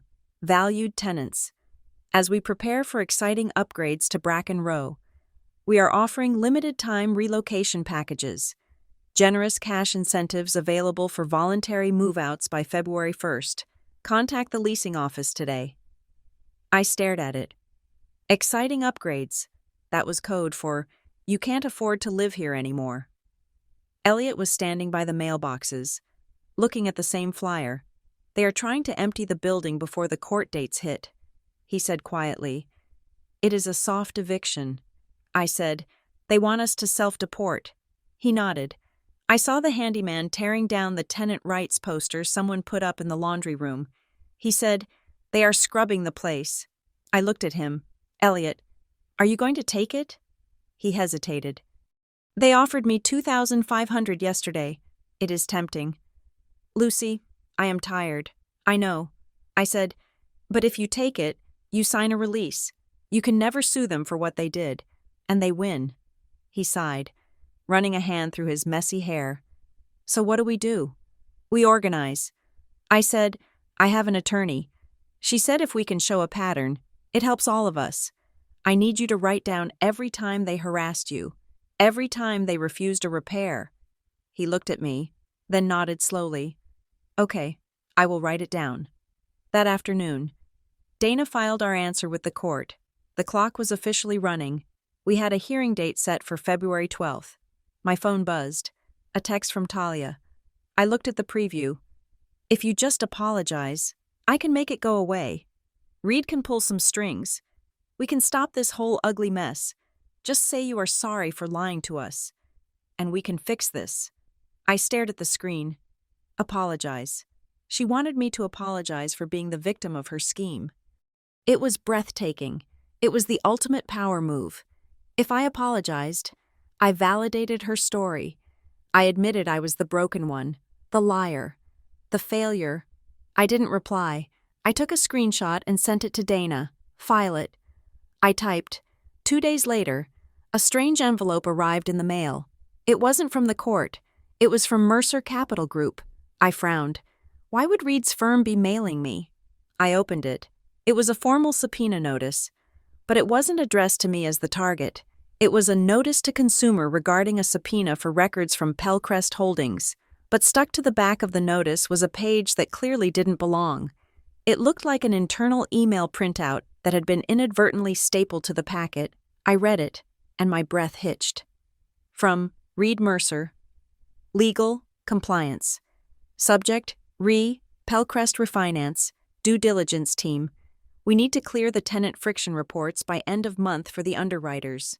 Unit 4B, Lucy S. Is resolved via sister. She is handling the exit incentive personally. Focus on the ground floor units. I read it again. Unit 4B, Lucy S., is resolved via sister. It was there, in black and white, in Reed's own email. He wasn't just aware of Talia's involvement. He was counting on it as a business strategy. Resolved via sister. I was a line item that had been delegated to a family member to eliminate, and handling the exit incentive personally, that was the bribe. That was the $1,000. I realized what had happened. Someone at Reed's firm, an overworked paralegal probably, had been mass printing documents for the file and had accidentally included this email in the copy sent to me, likely because my name was in the subject line or body text, and their automated system flagged me as a recipient for the notice. It was a miracle. It was the smoking gun. I scanned it immediately. I emailed it to Dana with the subject line, "Checkmate?" Dana called me 5 minutes later. "Where did you get this?" she asked, her voice breathless. "It came in the mail." I said, "A clerical error." "Lucy," Dana said, sounding almost giddy, "this connects the dots. This proves the conspiracy. It proves the eviction was premeditated for financial gain involving third parties. This moves us from defense to offense." I felt a fierce, cold satisfaction. They were so arrogant. They thought I was so small, so insignificant, that they didn't even check the paperwork they were sending me. The next day, Graham Pell caught me in the hallway. He looked worse than before. His skin was gray, his eyes bloodshot. He was sweating. Even though the hallway was drafty, "Ms. Simmons," he said, "Lucy, please." I stopped. Hand on my door. I kept my phone in my pocket. Recording. "What is it?" "Graham, I want to make you a new offer," he said, licking his lips. $1,500, cash, today, and I will pay for a moving truck." I shook my head. "No. Graham, 2,000, he said, his voice rising to a desperate squeak. "Look, I can't go higher. That is out of my own pocket." "Why are you so desperate?" I asked. He looked around, checking the empty hall. "The hearing," he whispered. "I can't go to court. Lucy, you don't understand. If I go to court, things come out." "Things like the bribe?" I asked. He flinched. "Just take the money. Please, there is a condition. Though, of course there is. You have to sign a non-disparagement agreement," he said. "You can't talk to the city anymore. You can't post on social media. You can't talk to anyone." He meant Talia. He meant Reed. They wanted to buy my silence. I stepped closer to him. "Graham," I said clearly, "I am not signing anything, and I am not leaving. You illegally tried to evict me. You took money to do it, and now you are going to explain that to a judge. You are making a huge mistake." He spat, his fear turning to anger. "You think you can win? You are nobody. I am the tenant in 4B. I said, "And I am staying." I went inside and locked the door. 1,500. That was 500 more than Talia had paid him. He was trying to buy his way out of the trap she had set for him. But the war wasn't just at home. It was following me. I received a LinkedIn message from a former colleague at Halleridge, a woman named Sarah, who I had stayed friendly with. "Hey, Lucy," she wrote, "I heard something weird today and I wanted to give you a heads up. I was getting coffee with a recruiter friend, and she mentioned your name. She said there is a rumor going around that you were let go for instability." I typed back. My fingers flying. "Who said that?" "She said she got a message on LinkedIn," Sarah replied, "from a profile named T. Miller. It claimed to be a former supervisor. Isn't that your sister's maiden name? I stared at the screen. T. Miller. Talia Miller. She hadn't even been creative enough to use a fake name.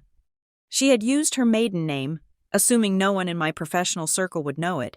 She was contacting recruiters. She was actively sabotaging my job search. She wanted to make sure I couldn't get a job, couldn't get money, couldn't pay rent. She wanted to starve me out. This wasn't just a housing dispute. This was a systematic attempt to destroy my life. I took a screenshot of the message from Sarah. I went to the T. Miller profile. It was bare. Just a generic photo of a landscape. But the connections were visible. Reed Mercer was a connection. My mother was a connection. I printed it all. I felt a cold rage settling in my bones. It was a clarifying feeling. I was done being sad. I was done crying on the floor. She wanted to play dirty? Fine. I would play legal. And legal was much, much worse. The day of the city follow-up inspection arrived. Management had been busy. I could smell the fresh paint in the hallway. They had replaced the exit signs. They had fixed the latch on the stairwell door. Officer Miller returned, looking just as grim as the first time. The property manager was beaming, gesturing to the white walls.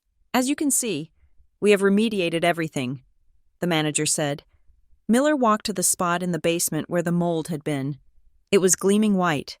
He took out his moisture meter. He pressed it against the fresh paint. The device beeped loudly. Red light. You painted over it, Miller said, looking at the manager with disgust. You didn't remove the drywall. You just painted it. We used kills. The manager protested. It is a sealant. It is a cover-up, Miller said. The moisture reading is off the charts. That wall is rotting from the inside. He turned to me. Ms. Simmons, has the heat been consistent? No. I said, I pulled out a log I had kept taped to my refrigerator. It goes off every night between 2 and 4 in the morning. Here are the dates and times. And here's a photo of the thermostat reading 58 degrees. I handed him the log. The manager turned purple. She is lying. The boiler is on a timer. Exactly, Miller said. A timer that shuts off illegally during sleeping hours. He typed into his tablet. Failed inspection. Fines double. You have 7 days to provide a contract from a licensed mold remediation specialist, or I am condemning the basement and notifying the mortgage holder. The manager looked like he was going to vomit. Notifying the mortgage holder, that was the bank. That was Reed's deal. If the building had open code violations, the refinance would stall. I walked back upstairs, feeling lighter than air. Dana called me that afternoon. I spoke to the city attorney. She said, they are not happy about the painted-over mold. And with that email from Reed's office? Lucy, we are looking at a potential affirmative lawsuit for fraud and unfair business practices. What does that mean? I asked. It means we don't just defend the eviction, she said. We countersue. We go after Pelcrest. We go after the LLC. And potentially, we name your sister and her husband as third-party defendants. I sat on my bed, naming Talia as a defendant, suing my own sister. It was the nuclear option. Do it, I said. Are you sure? Dana asked. There is no coming back from that. She tried to ruin my career. Dana, I said, looking at the LinkedIn screenshots on my desk. She tried to make me homeless. She declared war. I am just finishing it. We hung up. I looked around my apartment. It was still peeling paint and drafty windows. But it was mine, and for the first time in a long time, I didn't feel like the victim in the story. I felt like the one holding the pen. The negotiations began in a conference room that smelled of floor wax and stale aggression. My attorney, Dana Klein, sat on one side of the mahogany table, looking small but sharp in her tweed blazer. Across from us sat the attorney for Pelcrest Holdings, a man named Mr. Doyle, who wore a watch that probably cost more than my entire student loan balance. He didn't look at me.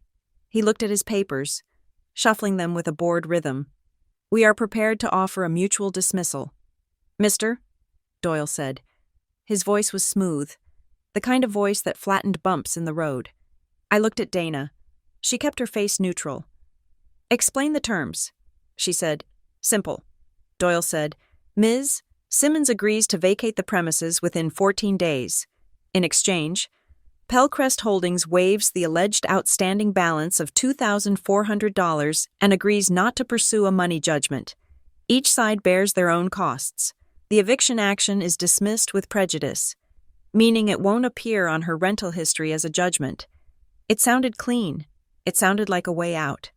A rational person, a person who was tired, broke, and scared, would take it. But I wasn't just tired. I was angry. "If I accept this," I said, speaking for the first time, "does it require me to sign a confidentiality agreement?" Doyle looked at me then, his eyes narrowing slightly behind his rimless glasses. "Standard settlement terms apply. Ms. Simmons, non-disparagement, confidentiality. So I can't talk about the bribe." I said. Dana touched my arm gently. "Mr. Doyle," Dana said, her voice steel-wrapped in velvet, "my client is not interested in a mutual dismissal that requires her to leave her home. The notice was defective, the eviction is retaliatory, and we have evidence of bad faith."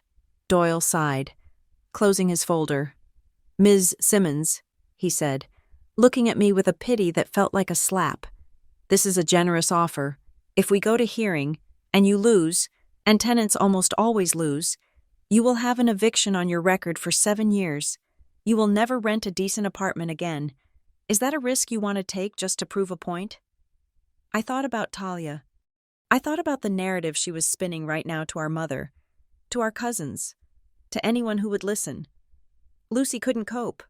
Lucy spiraled. I tried to help her, but she was too proud.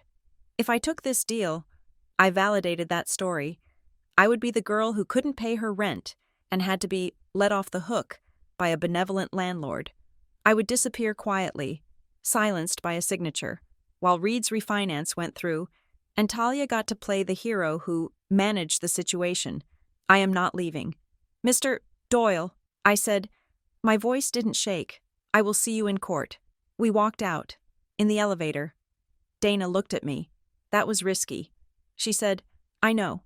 I said, "But if I sign that paper, I erase the truth. I can't do that. You are braver than I would be." She said, "Or crazier.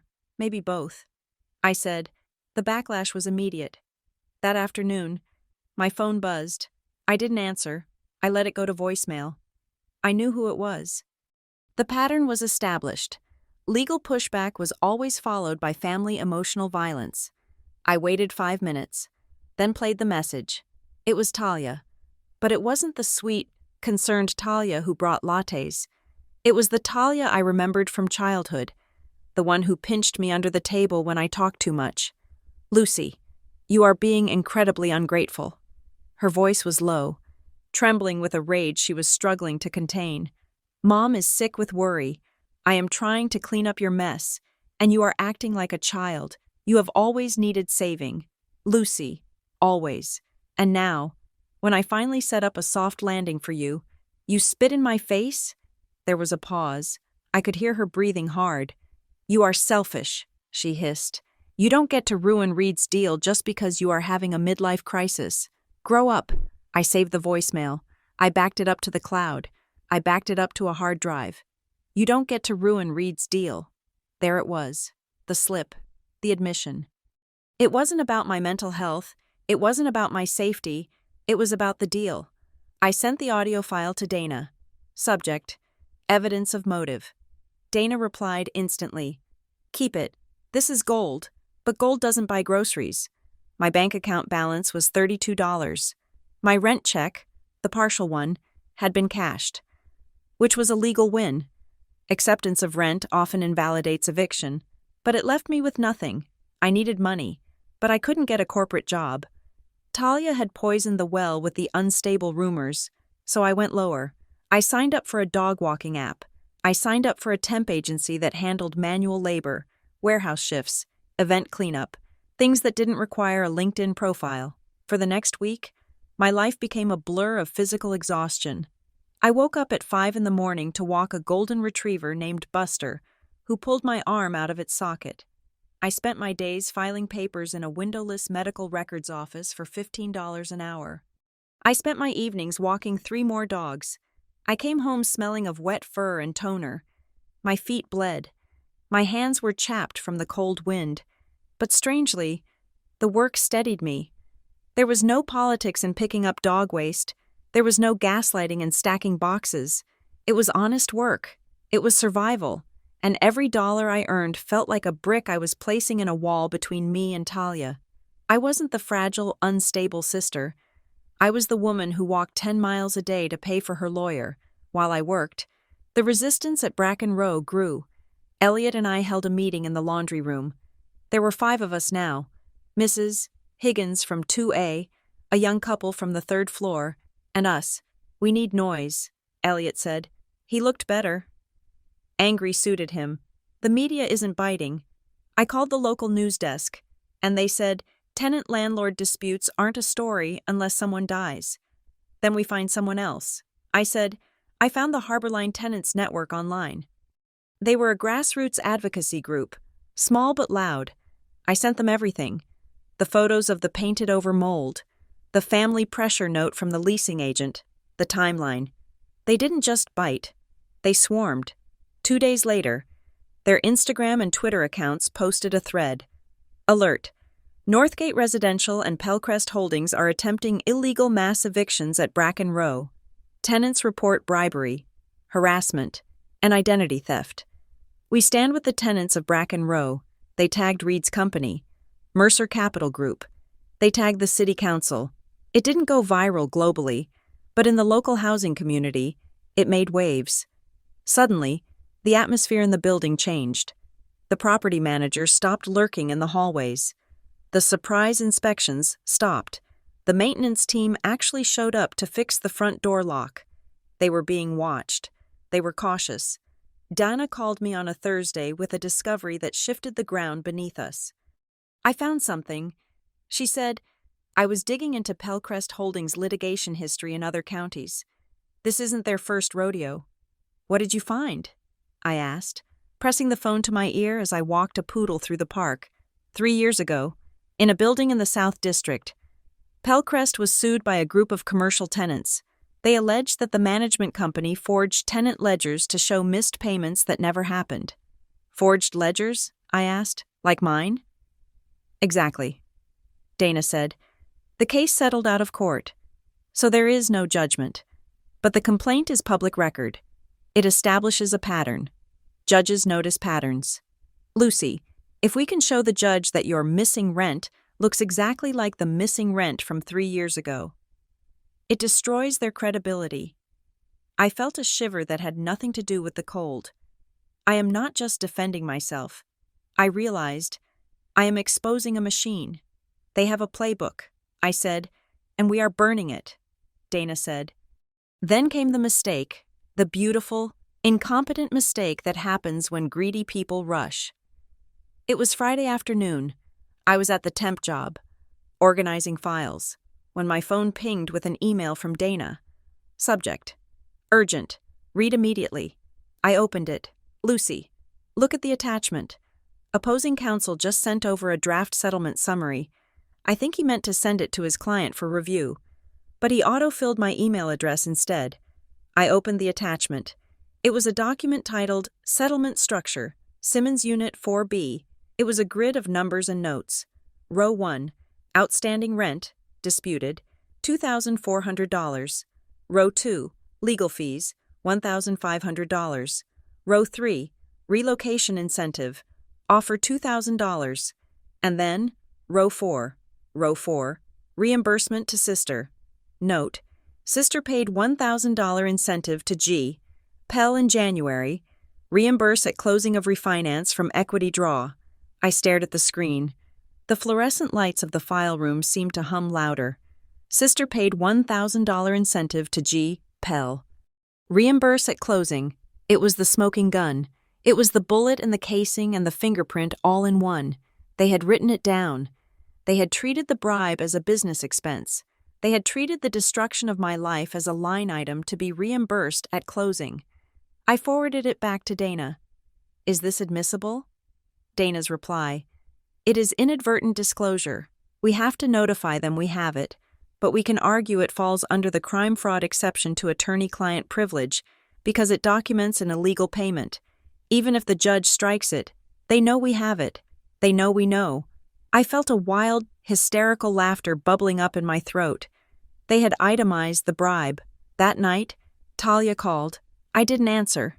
She texted, "Lucy, please, Mom is beside herself. We want to make peace. Come to dinner tomorrow. Just us. Please, I promise. No fighting, just family." I looked at the text. I looked at the settlement structure document printed on my desk. I knew it was a trap. My gut screamed it was a trap. But I needed to see her face. I needed to see if she could look me in the eye while I knew what I knew. And part of me, the part that was still the little sister, hoped for a confession. "I will come," I typed back. "But if you bring up the apartment, I leave." We met at a steakhouse downtown. It was the kind of place with dark wood paneling and waiters in white jackets. The kind of place Reed loved. I walked in wearing my best blazer, the one I used to wear to Halleridge. I had polished my boots. I looked professional. I didn't look like a dog walker. Talia was at a corner table, but she wasn't alone. Reed was there. And another man I didn't recognize. A man in a sharp suit with silver hair. I stopped at the edge of the table. "You said just us." I said, "Lucy." Talia stood up, smiling as if nothing were wrong. Her smile was tight, brittle. "Don't be silly. You know Reed, and this is Arthur Vance. He is a partner at the firm.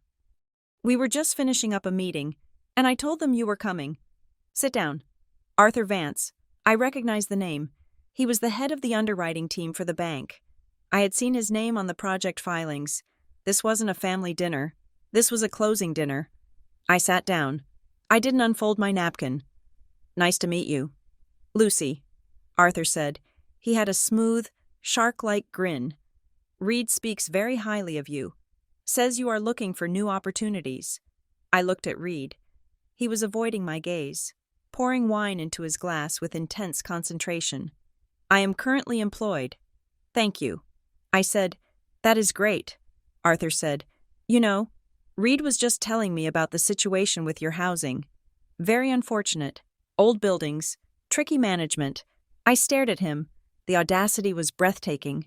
They were discussing my eviction as casual dinner conversation. "It is tricky," I said, my voice cool, especially when the management takes bribes. The table went silent. The clinking of silverware stopped. Reed looked up, his face flushing. "Lucy, don't start. I am not starting anything." "Reed," I said, "I am just making conversation." Arthur cleared his throat. "Well, the reason we wanted to chat, Lucy, is that Reed feels terrible about how this has all played out. He wants to help." He reached into his briefcase and pulled out a blue folder. "We have put together a comprehensive assistance package." He said, 6 months of rent at a luxury complex in the suburbs, moving costs, and a small stipend for distress." He slid the folder across the tablecloth.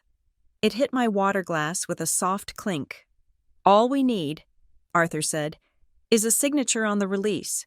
It just says you won't hold Pellcrest or any affiliated parties liable for the confusion, and that you will withdraw your complaints with the city." I looked at the folder. I didn't open it. "So this is the price."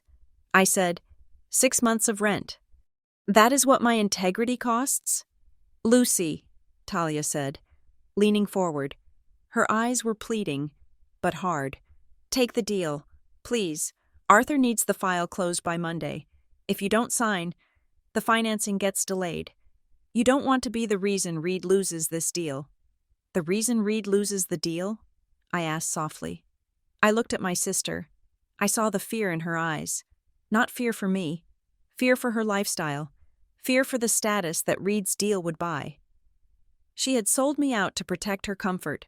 I stood up. "I am not signing." I said, "Lucy, sit down." Reed snapped. "You are being ridiculous. You are broke. You are walking dogs for Christ's sake. Take the money." I looked at Reed. "I would rather walk dogs for the rest of my life than take your money." "Reed," I turned to Arthur. "Mr. Vance," I said, "you should check your underwriting file. specifically the part about tenant litigation. I think you will find there is a significant undisclosed liability." Arthur frowned, looking from me to Reed. What is she talking about? I walked away. I didn't run. I didn't look back. I heard Talia calling my name, her voice rising in that familiar, shrewish shriek. But I kept walking.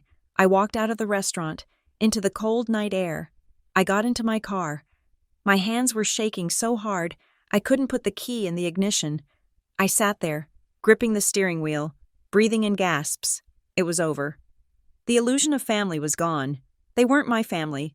They were a corporation that happened to share my DNA. I pulled out my phone. I opened the voice memo app. Date, February 10th. Time, 8:45 p.m. Location, the Chop House. Meeting with Talia, Reed, and Arthur Vance. They attempted to coerce me into signing a release in exchange for 6 months' rent. They admitted the financing depends on my withdrawal of the complaint. I refused. I stopped the recording. I wasn't the unstable caricature they wanted. I was the witness. And I had just walked out of the lion's den without a scratch. The next 2 days were a blur of preparation. Dana and I sat in her office. Surrounded by whiteboards, we built the timeline. January 4th, layoff. January 7th, Talia finds out. January 21st, notice to quit. January 22nd, Talia's call. Building sounds unsafe. January 25th, false complaints created. February 2nd, inspection fails. February 10th, the dinner/attempted buyout. It was a perfect circle of malice. We marked the exhibits. Exhibit A, the defective notice to quit. Exhibit B, the city inspection report. Failed. Exhibit C, my bank statements. Clean payment history. Exhibit D, the T. Miller, LinkedIn sabotage. Exhibit E, the voicemail. Don't ruin Reed's deal. Exhibit F, the settlement structure email, the smoking gun. It looked like a murder board, and in a way, it was. We were proving the attempted murder of my civil rights. Dana coached me on my testimony. They will try to make you angry, she said. They will ask about your mental health. They will ask about your job loss. They will try to paint you as hysterical. I won't get angry. I said, you can't just be calm. Dana said, you have to be boring. Boring people win eviction cases. Stick to the facts. I paid rent on this date. I received this notice on this date. Do not editorialize. Do not talk about your feelings. I practiced, over and over. Q, Ms. Simmons? Isn't it true you were under significant financial stress? Eighth. I have maintained my rent payments. Q, Ms. Simmons. Didn't your sister offer to help you? A. I am here to discuss the validity of the eviction notice, not my personal relationships. I stripped the emotion out of my voice until I sounded like the Northgate automated system. The night before the hearing, I was packing my bag for court. I had ironed my shirt. I had printed 3 copies of everything. I heard a rustle at my door. I froze. It was 11 at night. I walked to the door. I saw a piece of paper sliding underneath it. I waited a beat, then pulled the door open. The hallway was empty. The elevator doors were just closing. I picked up the paper. It wasn't a court document. It was a red sheet of paper, printed in bold black letters. Lockout notice, effective immediately. The locks on Unit 4B will be changed due to emergency maintenance hazards. Tenant is denied access until further notice. I stared at it. Lockout. It was illegal. Completely. 100% illegal. A landlord cannot change locks without a sheriff present to execute a court order. We hadn't even had the hearing yet. They were trying to physically bar me from the apartment before court. If I left tomorrow morning, my key might not work when I came back. Or worse, they might change them while I was sleeping. Terror, cold and sharp, spiked in my chest. I grabbed my phone. I didn't call Talia. I didn't call Graham. I called the police non-emergency line. Dispatch. This is Lucy Simmons at 4B Bracken Row. I am reporting an illegal lockout threat. I have a court hearing tomorrow morning. My landlord has posted a notice threatening to change my locks tonight without a court order. I need an incident number generated in case I'm locked out. I gave the dispatcher the details. She sounded bored, but she gave me the number. Incident 2, 2-0459. I wrote it on the red paper. I didn't sleep in my bed that night. I pushed the heavy dresser in front of the front door. I wedged a chair under the doorknob. I sat on the sofa, fully dressed. I wore my boots. I kept my bag next to me. I clutched my phone in one hand and the incident number in the other. Every creak of the building made me jump. Every footstep in the hall sounded like a drill, but I didn't leave. I imagined Talia in her warm house, sleeping under high thread count sheets, dreaming of her renovation. She thought she could scare me out. She thought a red piece of paper would make me run. She didn't know I had built a fortress out of her mistakes. I watched the sun come up over the city skyline, painting the room in gray and gold. I stood up. I moved the dresser. I opened the door. The hallway was quiet. The locks hadn't been changed yet. I walked out, locking the door behind me. I hoped my key would work when I returned. But if it didn't, I would break the door down with a court order in my hand. I walked to the bus stop. It was time to go to court. The hallway of the municipal courthouse smelled of floor wax and stale anxiety.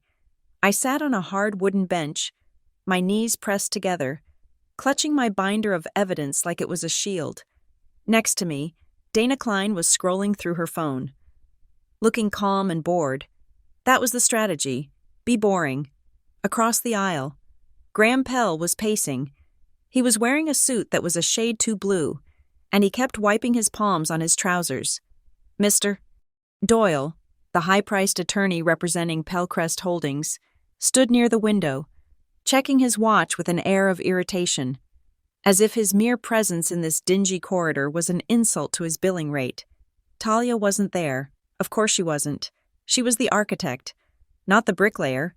She was likely at home, sipping herbal tea, waiting for the text that said the situation had been handled. Case number 449. The bailiff called out, "Pellcrest Holdings versus Simmons." We walked in. The courtroom was smaller than I expected. Just a windowless box with fluorescent lights that hummed like a trapped insect.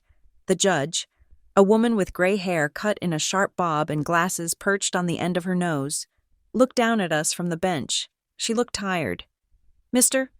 Doyle buttoned his jacket and stepped forward. "Your Honor," he began, his voice smooth and practiced. "This is a straightforward case of non-payment and nuisance. The tenant, Ms. Simmons, unfortunately lost her employment in early January. While we sympathize with her situation, she has spiraled into a pattern of delinquency and disruptive behavior. The landlord has attempted to be patient, but for the safety and comfort of other residents, we are seeking possession of the unit." I felt my throat tighten. Spiraled. That was Talia's word. Doyle was reading from a script my sister had written. He painted me as a charity case, a broken woman who couldn't cope with reality. It took every ounce of my self-control to keep my face neutral. I wanted to scream that I had a degree in operations management. I wanted to scream that I had never missed a bill in my life until they started hiding them. But I remembered Dana's advice. Boring people win. Dana stood up. "Your Honor," Dana said, her voice crisp. "The defense denies all allegations. We contend that this eviction is a retaliatory action taken in response to Ms. Simmons filing a formal habitability complaint with the city. Furthermore, the notice to quit is defective on its face, containing incorrect dates, fabricated amounts, and a signature that appears to be a digital forgery." The judge looked up from her file. "Let us start with the notice." The judge said, "May I see the document?" Dana handed up the binder. Open to Exhibit A. The notice to quit, with the Comic Sans font and the pixelated signature. Doyle tried to interject. "Your Honor, these are clerical variances." The judge held up a hand. She adjusted her glasses, peering at the paper. Then she looked at the ledger attached to the complaint. "Mr. Doyle," the judge said, her voice dry, "the notice demands $2,400. The ledger shows a balance of 0 prior to January. The rent is $1,100. Where does the extra $200 come from?" And why is the date of service listed as January 21st, when the plaintiff claims non-payment for November? Doyle shifted his weight. There were late fees, Your Honor, and administrative costs associated with the nuisance complaints. The judge flipped the page. And these nuisance complaints, she said, I see a log here. Loud music on October 14th at 2:30 in the afternoon. Yes, Your Honor? Doyle said. Dana cleared her throat.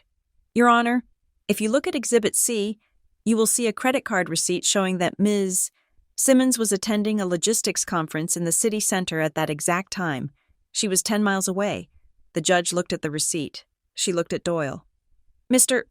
Doyle, she said, is it your client's habit to log noise complaints when the tenant is not on the premises? It may have been a different date. Doyle stammered. Record-keeping can be fluid. Fluid, the judge repeated. She did not look impressed. Dana moved forward.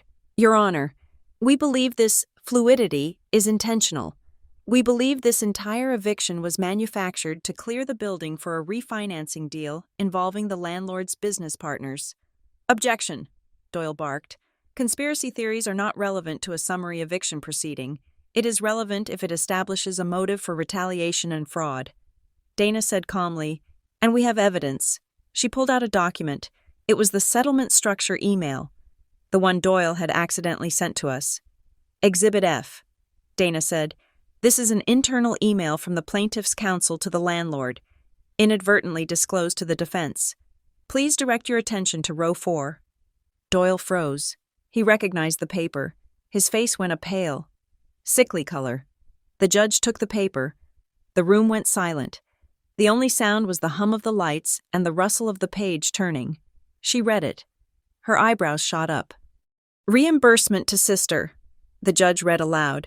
Sister paid $1,000 incentive to G. Pell in January. Reimburse at closing. The judge looked up. Her eyes were no longer tired. They were sharp as flint. Mr. Pell, she said. Graham jumped.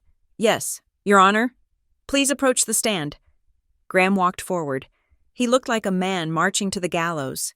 Did you receive $1,000 from the defendant's sister? The judge asked. Graham looked at Doyle.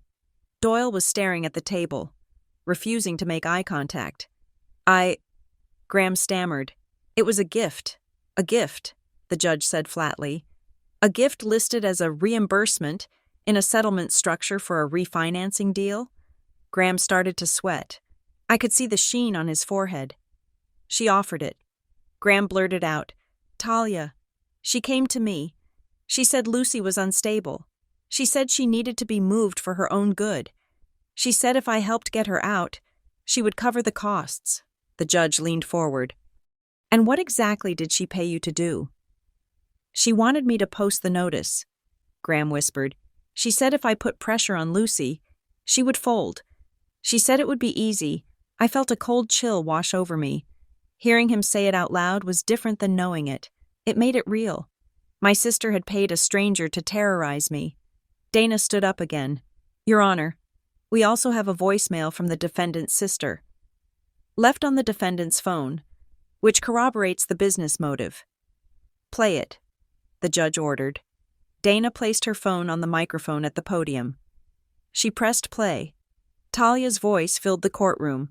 It was distorted, tinny, but unmistakably her. You are selfish. You don't get to ruin Reed's deal just because you are having a midlife crisis. The silence that followed was heavy. Doyle closed his folder. He knew it was over. He looked at Graham with pure disdain. The judge took off her glasses. She looked at Graham Pell for a long time. Mr. Pell, she said. In 20 years on the bench, I have seen many landlords try to cut corners. I have seen negligence. I have seen greed. But I have rarely seen a conspiracy to defraud a tenant using her own family as a weapon. She picked up her pen. Case number 449 is dismissed with prejudice, she said. I let out a breath I had been holding for a month. Furthermore, she continued, I am finding that this action was retaliatory under the municipal code. The landlord is ordered to accept the tenant's tendered rent immediately without late fees. I am also flagging this property for a compliance review with the Department of Building and Safety regarding the habitability violations listed in the inspector's report. She looked at the settlement structure document again. And regarding this payment, she said, I am referring the transcript of these proceedings and Exhibit F to the District Attorney's Office for review regarding potential fraud and unlawful business practices. Graham gasped. Mr. Doyle, the judge said, get your client out of my courtroom. Bang. The gavel hit the wood. It was over. I stood up. My legs felt shaky, like I had just gotten off a boat. Dana turned to me and smiled. A real, wide smile. We did it, she said. We walked out of the courtroom. I expected something. Fireworks? A crowd? But the hallway was just as gray and dusty as before. A man in handcuffs was being led into the next courtroom. A woman was crying on a bench. Justice wasn't a parade. It was just a piece of paper that said I could go home.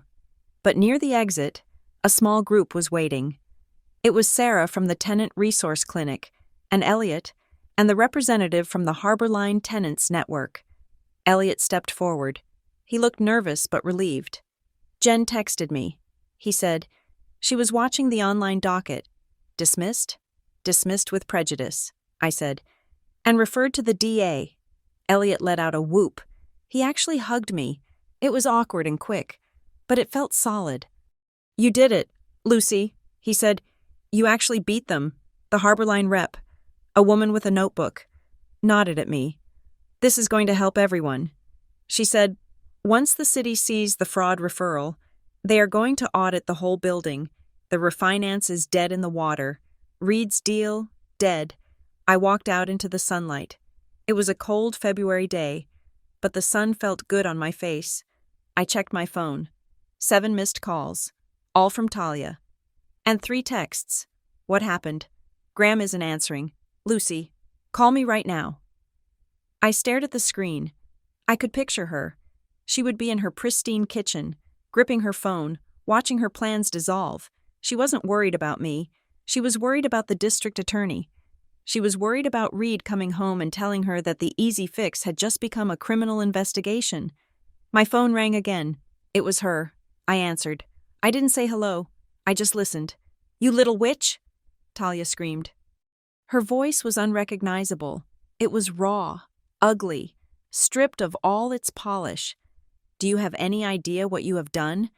Reed is on the phone with his lawyers. You humiliated us. You humiliated the family. I didn't humiliate anyone. Talia, I said. My voice was calm. It was the voice of the person who had just won. I just told the truth. You are dead to us, she shrieked. Don't you dare come near this house. Don't you dare call Mom. Reed is going to sue you for defamation. He is going to come after you legally until you have nothing. I walked down the courthouse steps. I have counsel. Talia, I said, if Reed wants to sue me, tell him to send the papers to Dana. Lucy, wait, do not contact me again. I said, except through my attorney. I hung up. My hands were shaking. But not from fear. It was adrenaline. It was the crash after the fight. I went into my contacts. I selected Talia. I scrolled down. Block caller. I selected Mom. Block caller. I selected Reed. Block caller. I stood on the sidewalk, watching the traffic rush by. I was an orphan now, in a way. I had cut the cord. It was terrifying. But as I took a breath, I realized the air didn't taste like guilt anymore. It tasted like cold, clean city air. The next few weeks were a different kind of blur. The city moved fast. With the judge's referral, the housing department descended on Bracken Row like a swarm of angry bees. They issued a notice to comply that was 10 pages long. They demanded mold remediation, boiler replacement, and a full audit of the rent rolls. Pellcrest Holdings, and by extension, Graham, was buried in fines. The value-add refinance collapsed because no bank would touch a building with active fraud investigations and code violations. Reed's firm quietly removed his name from the project consulting list on their website. I checked. It was just gone, erased as if it had never been there. The tenants began to organize. We held meetings in the lobby, openly now. No one tore down our flyers. One Tuesday night, Elliot stood up on a crate. "We need a spokesperson," he said. "Someone to talk to the city council when they review the compliance. Someone who knows the case." He looked at me. The room turned.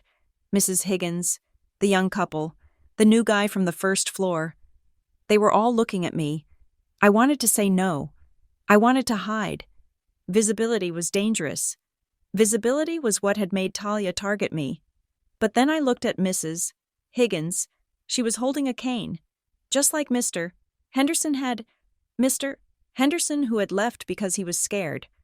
"I will do it," I said. The fear was still there, but it was smaller now. It was manageable. 2 days later, I got an email. It wasn't from a recruiter.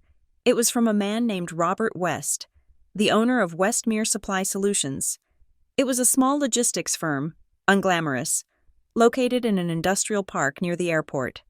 "Dear Ms. Simmons, I received a resume from you a few weeks ago. A mutual acquaintance, Sarah from Halleridge, reached out to me. She told me about the unstable rumor floating around. She also told me it was nonsense. I need someone who can handle high-pressure inventory audits. Sarah says you are the most organized person she knows, if you are still looking. I would like to meet." I went to the interview. Robert West was a man in his 60s with grease under his fingernails and a no-nonsense handshake. He didn't ask me about my gap. He asked me how I would reorganize a chaotic loading dock. I told him. I drew a diagram on his whiteboard. He hired me on the spot. It wasn't a prestige job. The pay was 20% less than Halleridge. The office was a portable trailer inside a warehouse, but it was real, and it was mine. I got my first paycheck on a Friday. I walked home to Bracken Row. The scaffolding was up around the building. The city had forced them to start the brickwork repairs. It looked ugly, like a construction zone, but to me, it looked like victory. I walked up the 4 flights of stairs. The stairwell was bright. They had fixed the lights. I unlocked my door. My apartment was still half-packed. The boxes from when I thought I might run were still stacked in the corner. I put my bag down. I took off my shoes. I walked to the mattress, which was still on the floor because I had sold the frame. I sat down. I looked at the walls. They were cracked. The radiator hissed. The street noise drifted up from below. It wasn't a palace. It wasn't the guest cottage at Talia's estate. It wasn't a soft landing. It was a hard landing. I pulled my knees to my chest. And then, finally, I let go. I cried. I cried for the sister I had lost. The one I had worshipped when I was little. I cried for the mother who couldn't protect me because she was too busy protecting the image of the family. I cried for the fear that had lived in my throat for 2 months. But as the tears ran down my face, I realized something. I wasn't crying because I was broken. I was crying because I had survived. I had been fired. I had been bribed. I had been gaslit. I had been sued. And I was still here. I wiped my face. I stood up. I walked to the corner and picked up the top box. I took a knife and sliced the tape. I pulled out my books. I walked to the shelf and placed them, one by one. I wasn't going anywhere.